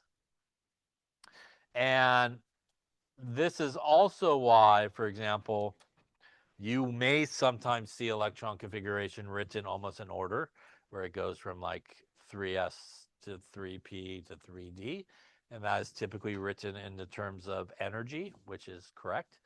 But for us, it is incorrect because for all chemistry classes pretty much that you take, you usually write the electron configuration, and you should write the electron configuration based on order, which means the electrons go into the S first and then the D. I only took one chemistry class my whole life where we wrote it the other way. So we pretty much it's always the filling order. But in case you do see it, it is written based on energy rather than how the electrons go in the filling order. But for us, we should always do the filling order. But back to this, because they're really, really close in energy, it's been found experimentally that something like chromium is actually more stable with an extra electron up in the d orbital and one less electron in the s. So the correct sort of electron configuration here for chromium is that for chromium, it is the extra electron up in the d orbital and one less electron in the s orbital. And what that does, if you just think about it, is that is definitely maximizing parallel spin everywhere, basically, right? So it's doing a nice job on parallel spin and makes it really stable. Similar exception here for copper. It also has one extra electron up in the D and one less in the S. So for copper, the correct electron configuration, argon 4s1, 3d10 in this case. So that is where the exception occurs for our first row transition metals, chromium and copper. To be truthfully honest with you, if you look on the periodic table where chromium and copper are located, and you go down and kind of in, there's a ton of these exceptions. Things like silver is actually an exception. Thing like PD, it actually has no electrons up in the S. They've all been promoted to the D, so they have like no electrons there. So there is a number of, if you kind of go chromium, copper on the periodic table, down and in, there's a lot of these sort of exceptions to how you would expect the electron configuration to be written. But for our class, and again, for probably most chemistry classes that you take, these are usually the two they make you kind of remember. So for us, these were the two that you need to remember. Everybody else you could write by following the chart for our class in here. Just know some of them will technically be incorrect kind of underneath chromium and copper because there are definitely some exceptions that occur there. Any questions on that there? And I think I have a slide here that maybe shows some of those here. So here's just a few of those exceptions I was talking about that have been found experimentally. And again, as you can see, normally something like PD you would expect to have two. It actually has none left. And again, most of those are kind of below and in on chromium and copper on the periodic table. But for us, you are just responsible for the chromium and the copper one. All right. Now, the lanthanide and actinide series, sort of towards the bottom, are the lanthanide series. That is where we get to our f orbitals, and they have incompletely filled 4f orbitals, or make cations that have incompletely filled 4f orbitals as well. And that means that when we look at the periodic table, and again, this might have some of those exceptions. I don't know if you'll be able to see it, but again, if you kind of go underneath there, you can see some of those exceptions that we were sort of talking about with those electrons underneath copper and also underneath chromium as well. You'll see some of those exceptions happening. When we look at the periodic table is actually broken up into groups, if you will. And the first two groups, group 1 and group 2 on the periodic table, is what is sometimes referred to as the s block. And if you think about s orbitals, it could hold a maximum of 2 electrons. That is 1 electron, 2 electrons. Yeah. Now, if you look at periodic table groups 3 through 8, that is the p block on the periodic table. P subshell could hold 6 electrons. 1 electron, 2 electrons, 3 electrons, 4 electrons, 5 electrons, 6 electrons. Yeah. If you look at the transition metals, which are in the middle, that is our D block, which could hold 10 electrons. 1 electron, 2 electron, 3, 4, 5, 6, 7, 8, 9, and 10 electrons. And if you look at the two rows on the bottom, our lanthanide and actinide series, that is our F block on the periodic table that could hold 14. 1, 2, 3, 4, 5, 6, 7, 8, 9, 10, 11, 12, 13, and 14 electrons. So what does this mean? This means that if you know what you're doing, and if you're careful, you can count off electron configuration from the periodic table. Now, when you look at the periodic table, there are 7 periods. Yeah. And those periods are those n numbers, that principal quantum number, which runs from 1 through 7. And that is the big number that's in front in electron configuration when you write it, like 1s2. The 1 is the n equals 1. So you could use the periods and you could use the blocks there. And you could kind of count off electron configuration. Once again, if you're kind of careful and you know sort of what you're doing. Let's take a look here at magnesium, which is right here. And if I was going to do the electron configuration for magnesium, we would do, starting up on top, we would start up here. We would go right across. That's 1s2 to the end. So 1s2 to the end. Now I come here. That is 2s2. That is 2p, 1, 2, 3, 4, 5, 6, all the way across. 2p6. I now come here. That is 3s1 and 3s2, counting it off like so. So you could actually count off electron configuration if you want. If you wanted to go all the way to chlorine, which is right about there, we could continue on. That would be 3s2 to here. And now this would be 3p1, 2, 3, 4, and 5.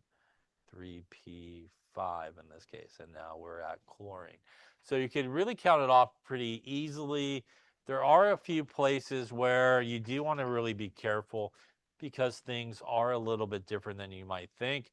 So for example, if we were to take our friend here,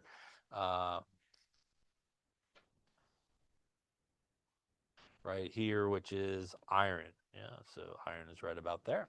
If we were going to do the electron configuration for iron, once again, we would start up here. This is going to be 1s2 to the end. This is going to be 2s2 to there. This is going to be 2p6 to the end. This is going to be 3s2 to there. This is going to be 3p6 to the end. This is going to be 4s2 to there.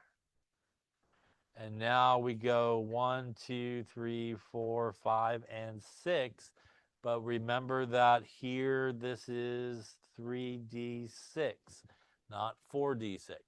Because d start on the third energy level.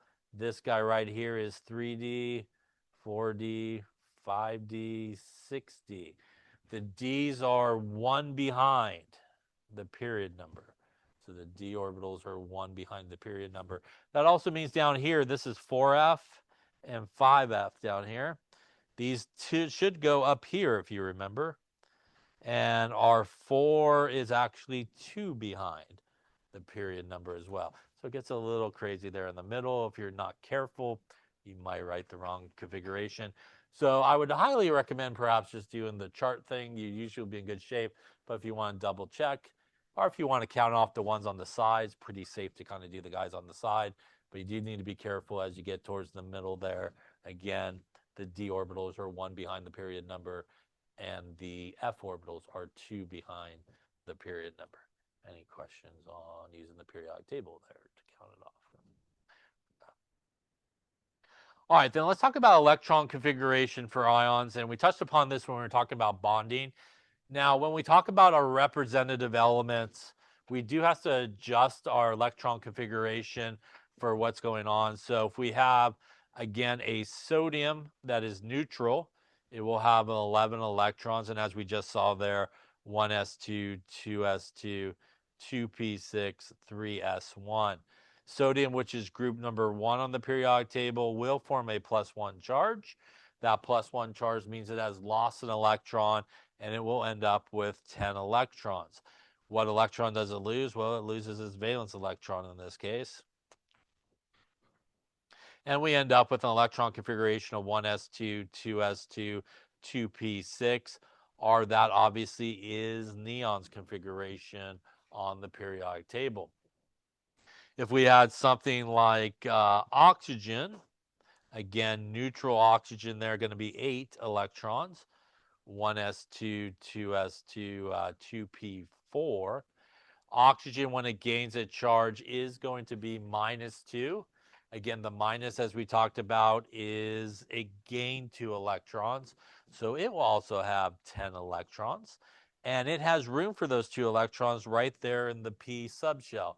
P subshell could hold 6. It's got 4 only, so it's got room for the 2 that's going to come on over. And we will end up with 1s2, 2s2, 2p6, our neon's configuration. So if you remember what we talked about with bonding, which is our representative elements, right? When they form ionic compounds, they will lose electrons, metals, and they will back up to the noble gas that comes before them. Nonmetals will gain electrons in an ionic compound and move forward in terms of their electron configuration to the noble gas that comes after them. Remember that they do not change elements, right? They just end up with an electron configuration that is the same as the noble gas, which is a really stable situation. They don't change elements because they don't change the number of protons, right? They still have the correct number of protons for like sodium or the correct number of protons for oxygen, so that doesn't change. Now, all 3 of these things, sodium with a +1 charge, oxygen with a -1 charge, or the oxide ion, and our friend neon, these all have the same electron configuration. And what that means is they are what are known as being isoelectronic with each other. So isoelectronic are things that have the same electron configuration. So you basically could take any representative element, lose electrons, gain electrons. They will end up at the noble gas electron configuration and will lose or gain electrons. And in terms of these representative elements, it is usually always sort of the last thing that you wrote in the electron configuration is where they either will lose those electrons or where they will put the ones coming in is sort of at the end of where you did your electron configuration. Now, for transition metals, it is a little bit different how that all works. And for transition metals, so we'll just take iron, for example, as we just wrote electron configuration. Iron is 26, and its electron configuration 1s2, 2s2, 2p6, 3s2, 3p6, 4s2, 3d6 in this case. And if we just look at sort of our last part of the configuration, obviously, as we also wrote, that is argon, 4s2, 3d6 in this case. Now, if we just look at sort of the last part of it and we just kind of draw what's going on there, or just draw a rando line on the paper as well, that's good. Let's get rid of that. All right. So we basically have, as the electrons are entering the atom and sort of filling the atom, as I mentioned a second ago, the 4s is going to be lower in energy, so we're going to put our electrons in there. And then again, we're going to go now to our 3d, and we're going to put our electrons in there. So 1, 2, 3, 4, 5, and 6 in this particular case. Now, as I mentioned, what ends up happening once you start to sort of populate the d orbitals is there is really this switch in energy that occurs between these orbitals. And because of that, what ends up happening is our 4s electrons actually end up being higher in energy than our 3d. And that's really important for our transition metals in terms of cations that they form. So because they are metals, they're going to form positively charged ions, and they're going to become cations. And if we take a look back at our sodium, what typically happens with our representative metals, things in group 1, group 2, or group 3, is it is always the valence electron that is sort of lost there. So in this case, we have our one valence electron for sodium is basically what's going to be lost. Now, when we talk about transition metals, actually the same thing actually occurs for transition metals. It is the valence electrons that get lost. It is those highest energy electrons. So when something like iron actually goes and now loses electrons and becomes something like iron with a +2 charge, because it has a +2 charge, it means it does not have 26 electrons. It will now have 24 electrons. The positive charge means it lost electrons. The 2 is how many it lost. So because there's this switch that occurs with the electrons, what we end up seeing is actually the 4s electrons are actually higher in energy. And they're actually the ones that get lost first. So what will happen in this case is we will actually take our 2 electrons out of the 4s orbital first because they're higher in energy.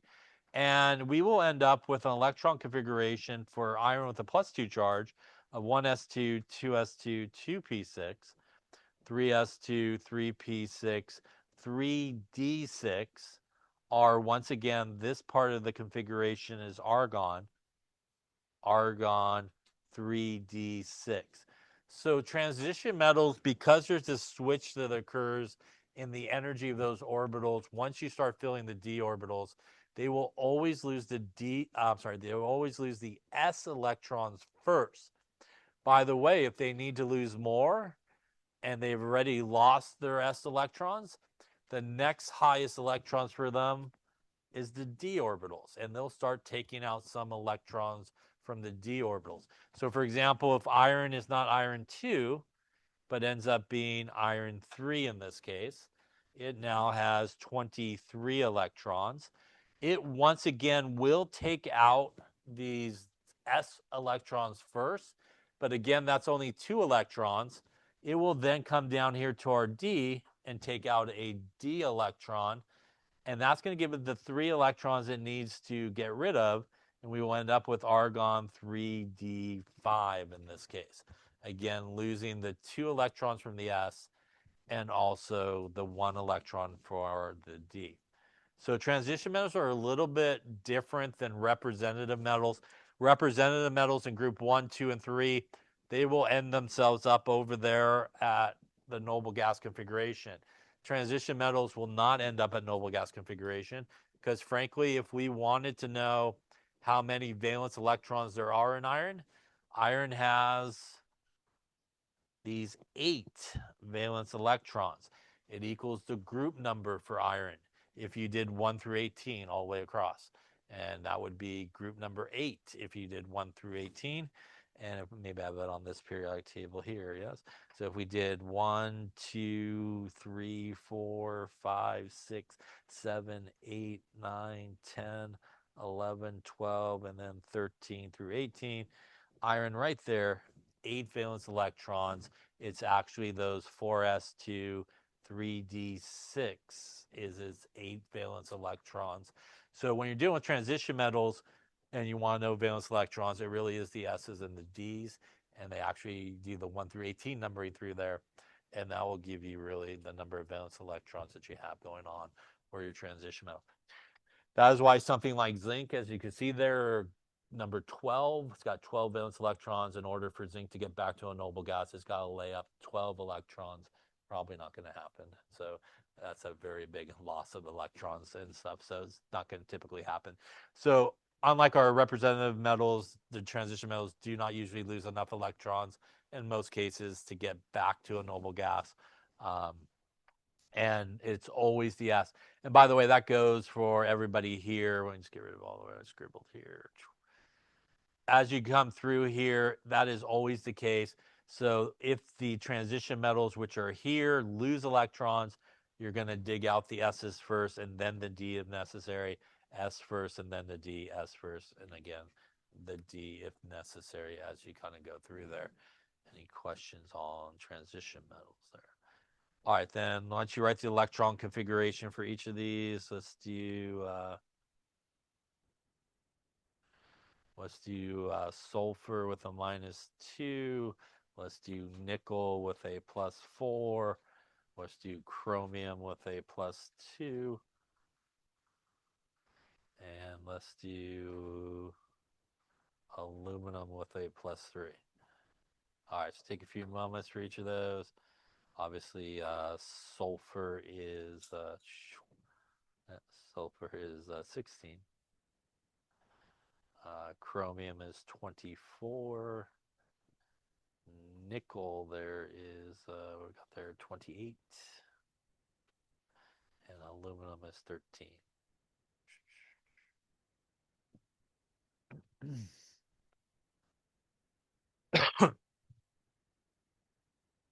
Okay, let's take a look here. See how you're doing. We'll start with the sulfide here. And sulfur that is neutral is 16 electrons. With a -2 charge, that means that it has 18 electrons. So we would have to adjust, obviously, our electron configuration for that. 1s2, 2s2, 2p6, that's 10 electrons. 3s2 is 12, 3p6 is 18, and obviously 18 on the periodic table is our friend argon, right? So that would be the electron configuration here. Representative nonmetal will go forward to the noble gas that comes after it by gaining those electrons, as it had originally 3p4, so 2 spots open in its p subshell there at the end. Any questions on that one there? Coming here to aluminum with a +3, aluminum is 13. +3 would mean that it has 3 less electrons, which would be 10. So our aluminum here with a +3 would be 1s2, 2s2, 2p6. That is also 10 on the periodic table, as we would expect. That is the same electron configuration as neon in this case. Again, a representative metal loses electrons, backs up on the periodic table to the noble gas that comes right before it. Now we get to a couple of transition metals here, so we'll go with nickel. Nickel with no charge there is 28, which, by the way, if you wrote the electron configuration, would be 1s2, 2s2, 2p6, 3s2, 3p6, 4s2, and nickel there 1, 2, 3, 4, 5, 6, 7, 8, 3d8. Again, that would be argon 4s2, 3d8. Now, nickel, obviously that's nickel with no charge. Nickel with a +4 charge would mean it has 4 less electrons. So it would go from, what do we have there, 28 to 24 electrons in this case. Once again, because this is a transition metal, we are going to take out the S's first. So that is 2 electrons. We then need to take 2 out of there, and that is going to get me a nickel. That is argon 3d6 in this case. Any questions on that one there? Lastly here, chromium with a +2 charge, 24 on chromium. To complicate things, chromium is one of those exceptions that we talked about, right? So chromium with no charge, argon, remember 4s1, 3d5, extra electron to begin with in the d orbitals.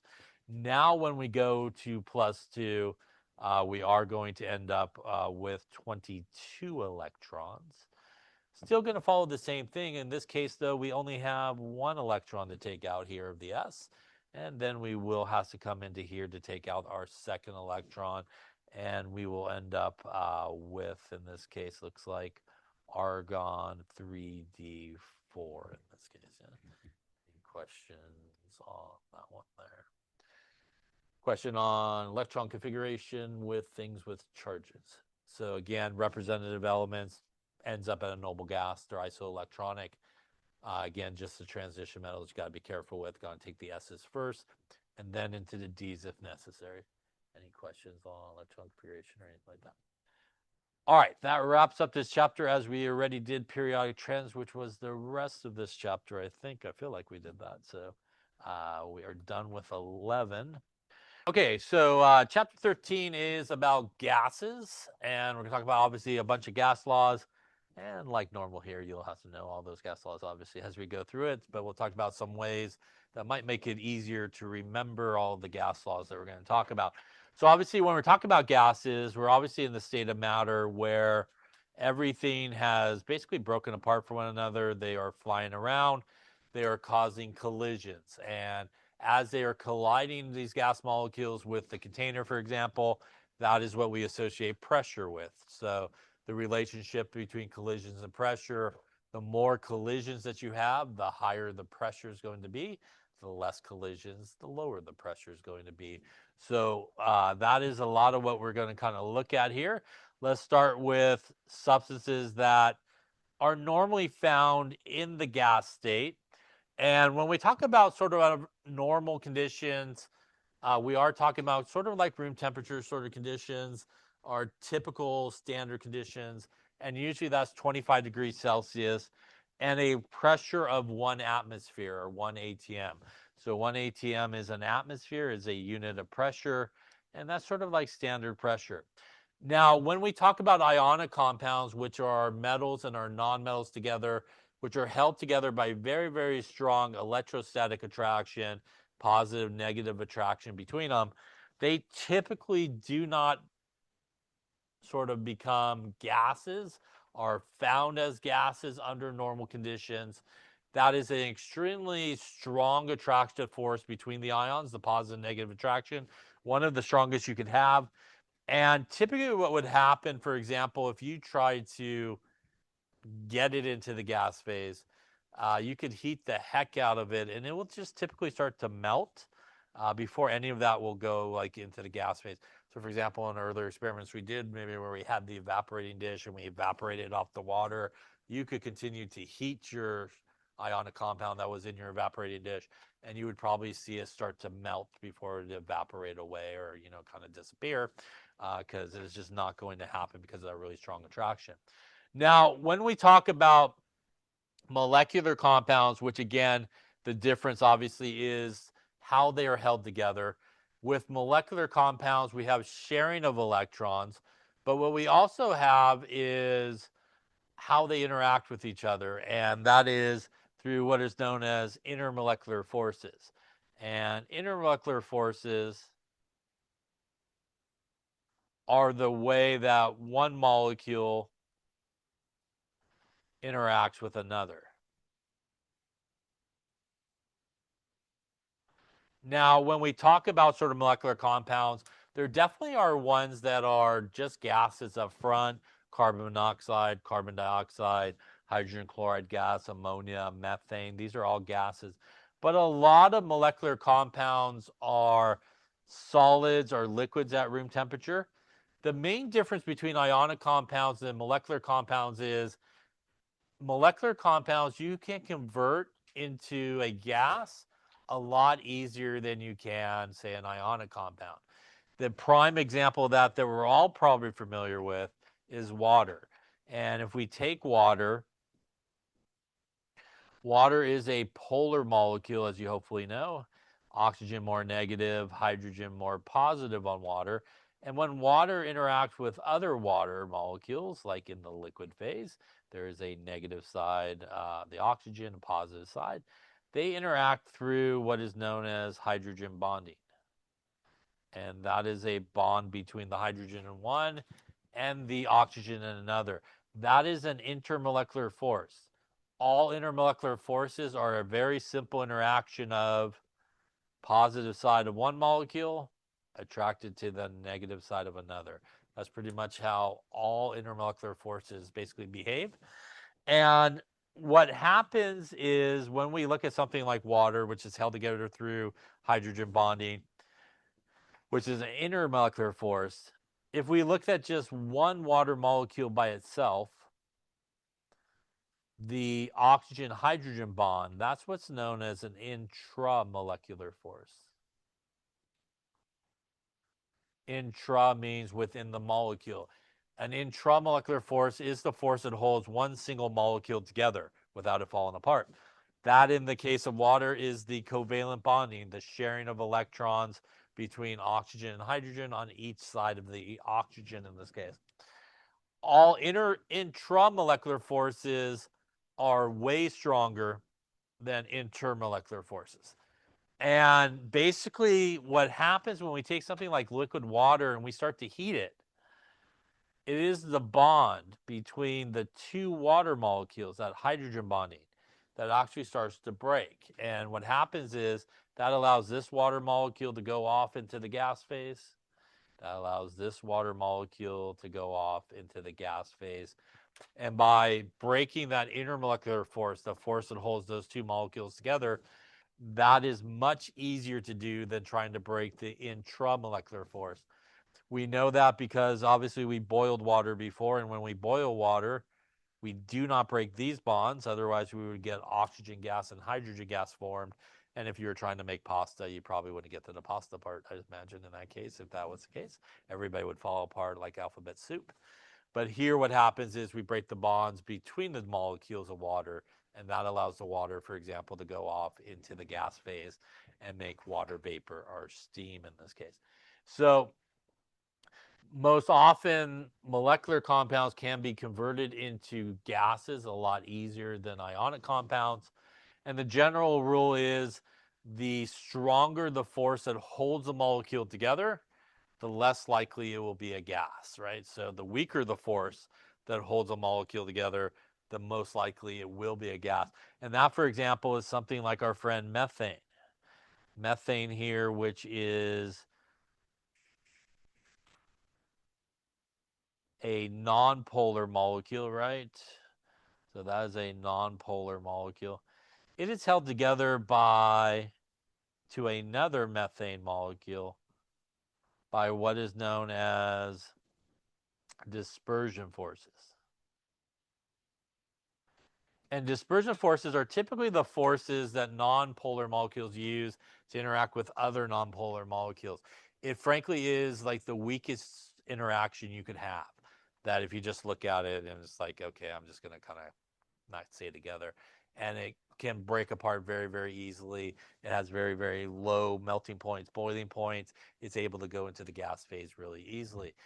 Methane, which is obviously a gas, and a lot of organic compounds are nonpolar, and they're held together by very, very weak forces, and they're very volatile, which means they could be in the liquid phase, and you don't have to have a lot of convincing for them just to jump out into the gas phase because they're held together by very, very weak forces, and they can break apart from each other very, very easily. So substances that normally are found as gases under normal conditions, some of our regular ones that we've seen previously, hydrogen gas, nitrogen gas, oxygen, fluorine, and chlorine, are halogens and are diatomic molecules. Ozone, also a gas, and obviously group 8 there on the periodic table. Those are monoatomic, which means they come as ones. Our helium, neon, argon, krypton, and xenon, all of our ons there in group 8 are usually found as gases. So there's a little periodic table. These again are guys that under normal conditions will be found as gases. And a lot of them are those diatomic molecules that we talked about. Now, it's a good place to talk about the difference between a gas and a vapor. A gas is a substance that under normal conditions is found in the gas state. So under normal conditions, this is just how it's found. Like methane in normal conditions, you usually find it as a gas.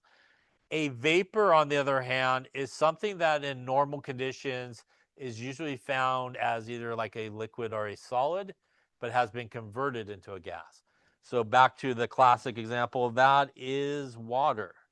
Water is normally found in the liquid state, but if you convert it to a gas, we refer to it a lot of times as water vapor. We don't oftentimes call it water gas because I think it just sounds funny for people. So water gas. So usually it's water vapor.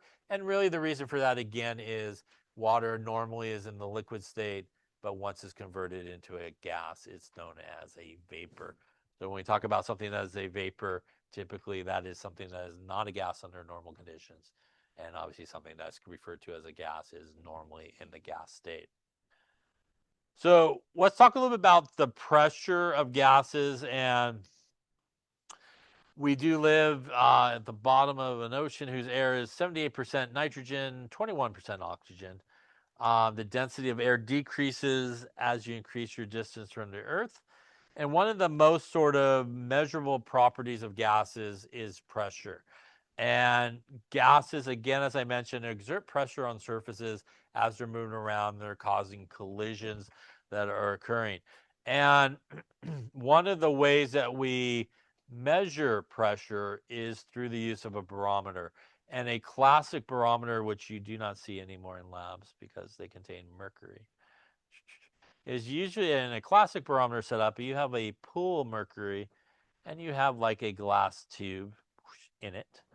And as the atmospheric pressure exerts its force there on mercury, the mercury will rise in the tube there. Mercury rising, right? And you can take a reading as to how high it is in the tube, and that is your sort of classic barometer. Now we have a digital one in our lab, and one made of alcohol on the wall by the oven over there is where that's at. Some very common pressure units that we definitely come across, and you definitely need to know these guys for sure. We have 1 atmosphere, or ATM. There is a relationship between an atmosphere and 1 torr and 1 mmHg. First off, a torr and mmHg are equal to each other. A torr is named after our guy who invented the barometer. I'm just going to go out on a limb and say that. And mmHg is because, as I mentioned before, when you go to this tube, there frankly is a ruler on it. And you can measure your mercury like on a ruler, very commonly in inches. Centimeters are millimeters, which is what the mm stands for here. That is millimeters of Hg. Hg is mercury. So that is millimeters of mercury is what that unit stands for. And it's really based off of how you used to measure the mercury in the column there on your barometer. The relationship between an atmosphere of millimeters of mercury and torr. 1 atmosphere is 760 millimeters of mercury, or 760 torr. That 760 is your magical number of conversion there. If you have an atmosphere and want a millimeter of mercury or a torr, you're going to multiply by the 760, and that will get you a millimeter of mercury or a torr, which is essentially a one-to-one relationship, so it's kind of the same thing. If you have a millimeter of mercury or a torr and you want an atmosphere, you're going to divide by the 760, and that will get you your atmospheres there as you go through it. I would say in terms of sort of gas units or pressure units, that's probably your big three in your chemistry career. Torr, millimeters of mercury, and atmospheres are probably the main three that you will see. There are definitely other units of pressure. There's pounds per square inch, PSI. There are pascals and kilopascals, but definitely probably the big three right here is the ones that you'll use the most as you go through it. There's a much prettier picture of a barometer from your book, and again, you can see as the atmospheric pressure exerts on it, mercury rises. As we also mentioned, I think earlier on as well, mercury is one of those weird substances where the meniscus is actually upside down, and that's because the attractive forces between mercury and itself is greater than the mercury and the glass, so it actually comes in on itself and gives a meniscus that actually goes upwards. If you ever found yourself reading mercury, I'm not sure where you would be doing that, but you would actually read in this case from the top of the meniscus, not the bottom like we traditionally see. Remember, traditionally our meniscus, a lot of times we see U and we read from the bottom, but here because it's kind of upside down, we actually read from the top of the meniscus. As I mentioned before, here are some other sort of units that we sometimes come across. Pascals and kilopascals. There's 101 kilopascals in an atmosphere. There's 14.7 psi in an atmosphere. Maybe a good one to know as well. Might pop up in some other people's classes maybe. And one that you may not use all that much, but 1.01 bar is another unit of pressure, is equal to 1 atmosphere. Find some old books and tables A lot of times they'll put things in bar as the unit of pressure very commonly. All right. So we're now going to talk about some different laws. And when we talk about gas laws, there's really kind of three variables that we deal with most of the time. And that is pressure, volume, and temperature. And in some gas laws, we keep one constant and maybe vary the other. Sometimes we may keep more than one thing constant. So the first relationship we're going to look at is what's known as Boyles Law. And Boyle studied the relationship between pressure and volume. So Boyle did pressure and volume. He held temperature constant. So temperature was held constant in Boyle's Law experiments. And what he showed was that a volume of a gas was inversely proportional to the pressure. And basically, what he found was he did some relationships here. If you take the pressure times the volume measurements for any gas, it will equal what is sometimes referred to as a proportionality constant. So in Boyle's Law, if you did a whole bunch of pressure and volume measurements, if you multiply them together, they all come out to the same number, basically. And what he found was that as the pressure went up, the volume went down, and vice versa. As the pressure went down, the volume went up. So the relationship, if you just sort of think about it, if you have a small volume, those gas molecules are pretty much going to be very near each other. And it's not going to take a lot of effort for them to start hitting the walls of the container and everything. And that's going to cause a lot more collisions. And because it's causing a lot more collisions in a small volume, we would expect the pressure to start to increase because of that. As opposed to if you gave everybody a little bit more room to kind of fly around in, a bigger volume, it's going to take longer for those collisions to occur. And the number of collisions we're going to have as those gas molecules are flying around is going to be less. And we will see the pressure start to decrease. So the relationship that Boyle saw, again, is as one goes up, the other goes down, basically. That sort of opposite relationship. And that brings us to Boyle's Law, which, again, because pressure and volume equal the same number, you can set two conditions together, and you get P1 V1 equals P2 V2. This, again, is at constant temperature. And again, the relationship that we just talked about, as the pressure goes up, the volume goes down. And as the pressure goes down, the volume will go up. Now, in terms of units, this is kind of like a before and after situation. And in terms of pressure, the pressure units here could be any pressure units you want, as long as they are the same on both sides, so everything cancels out completely. And the same thing with the volume here. They could really be any volume unit you want, as long, again, they are the same on both sides, so everything cancels out. So there is really no restrictions in terms of units when you're using this. The only restriction is if you have two pressures, they both need to be in the same unit. Or if you have two volumes, they both need to be in the same unit for everything to cancel out correctly. Any questions on that there? If we take a look at a graph, we see what we've been talking about. Again, at a small volume, we have a large pressure. At a bigger volume, again, the collision is going to start to come down, and also the pressure here is going to start to come down as well. So again, more collisions, more pressure happens in a smaller volume because they don't have to go as far for the collisions to occur. Larger volume takes a little longer for collisions to occur, and we start to see the pressure start to decrease. All right, let's try one here. A balloon's inflated to 0.55 liters at sea level, which is 1 atmosphere. Rises to 6.5 kilometers where the pressure is 0.4 atmospheres. If the temperature remains constant, what is the final volume? So take a few moments there and see what you end up with. Okay, so let's take a look. And one of the things that it's a really good idea to do, especially when you're dealing with gas laws or gas problems, since there's a number of gas laws that you can sort of choose from, sometimes it's a really good idea just to kind of pull out the information and label what it is. Is it a pressure or volume? And it oftentimes will point you in the right direction. So obviously here we only really have one gas law at this point to look at, which is P1 V1 equals P2 V2. If we look here, we have a volume that is 0.55 liters. It is 1 atmosphere. That is a pressure. It rises to 6.5 kilometers, which is useless information for this problem. Pressure goes to 0.4 atmospheres, and we're looking for a final volume. So once again, if you weren't sure, or maybe we have obviously a lot more gas laws to choose from, you can see you got a couple of pressures, a couple of volumes. Boyles Law seems like a pretty good choice.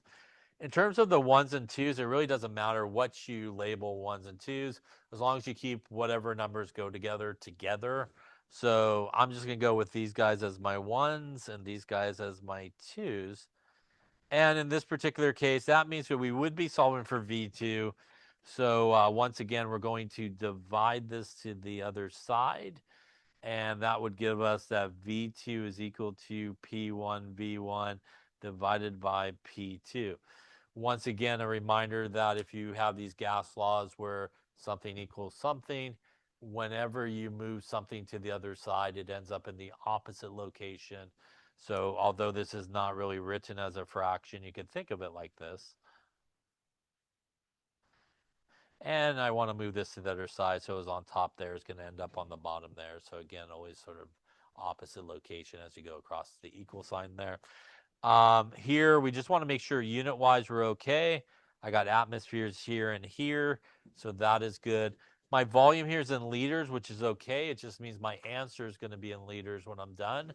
So putting in my numbers here, my P1 is 1 atmosphere. My V1 is 0.55 liters, and my P2 0.4 atmospheres. Atmospheres are going to cancel. That's going to leave us liters as our units. And that's going to get us here probably a 1.4 liters. A little sig fig action on that, maybe. One, since we've got twos everywhere, it looks like. Yeah, so that seems like a good idea to end with there. Now, again, understanding sort of the relationship of the gas law can sometimes help you in case maybe you made a calculation error or something like that. What we know here, if we take a look at what's happening, our pressure is going from 1 atmosphere to 0.4. Our pressure is going down, which tells us our volume should end up going up. And our volume started at 0.55, ended at 1.4. So at least it's going in the correct direction based on what should be happening in this situation. So, that's sort of a quick way you could kind of take a look at it. Maybe it might catch an error that you did. Just understanding that again here, if I got something that was way less than I started with, I definitely did some type of math wrong here as I was going through that. Any questions on that there? All right, that's the one we just did. The next laws that we're going to talk about deals with volume and temperature, and also pressure and temperature. So Charles' law and Guy Lusik's law is dealing with these two things. And let's talk about Guy Lusik's law here. He dealt with this relationship of pressure and temperature, and he held constant volume. So he had constant volume in this case. So if we think about what will happen in his relationship is this. If I have some gas molecules here in this container, and I'm going to hold the volume constant. So this volume is not going to change. And I increase the temperature here. So let's just say I increase the temperature. What's going to happen when I increase the temperature is my gas molecules are going to gain a lot of energy, right? And when they gain energy, they're going to start to fly around a lot faster, right? The old light a fire under somebody, right? And then they start moving around and they start flying around. And that's going to cause these gas molecules to start flying around really fast. and cause a number of collisions, right? And the number of collisions should then increase in this case. And because the collisions are going to increase, we would actually see an increase in the pressure in this situation. So as we increase the temperature here, we are going to see an increase in the pressure because the number of collisions are going to basically increase. The opposite is true as well. If we had kind of the same situation and we decrease the temperature, so maybe we put it on ice or something like that, what's going to happen in this case is my gas molecules now will have less energy. So they're going to be flying around dramatically drawn here, super slow, right? So they're going to draw very, very, very, very slow as they are flying around here.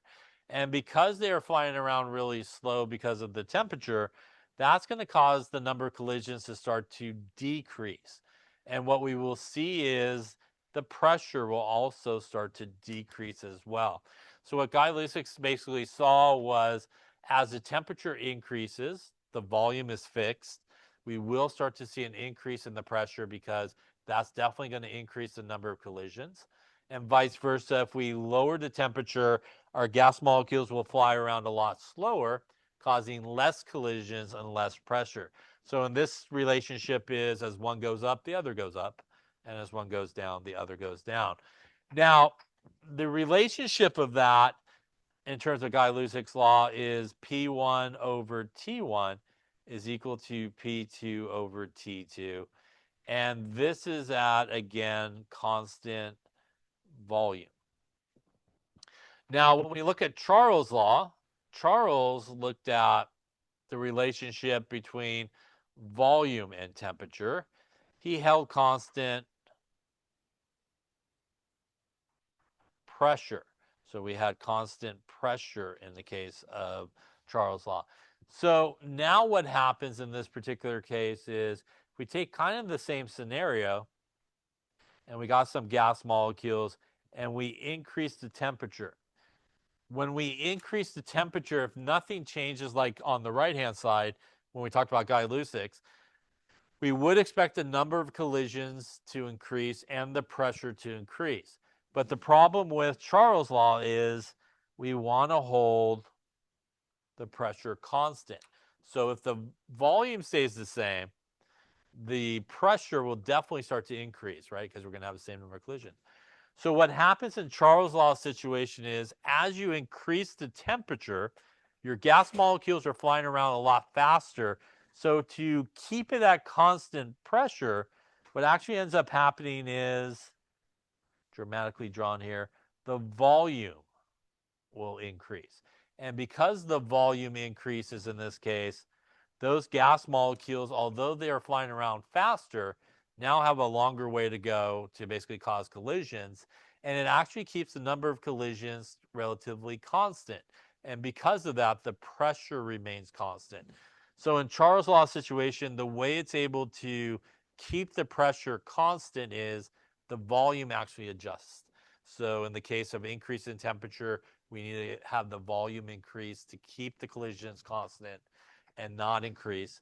And the opposite is true as well. If we had sort of the same situation where we had our gas molecules and we decreased the temperature, just like before, our gas molecules are going to start to fly around a lot slower.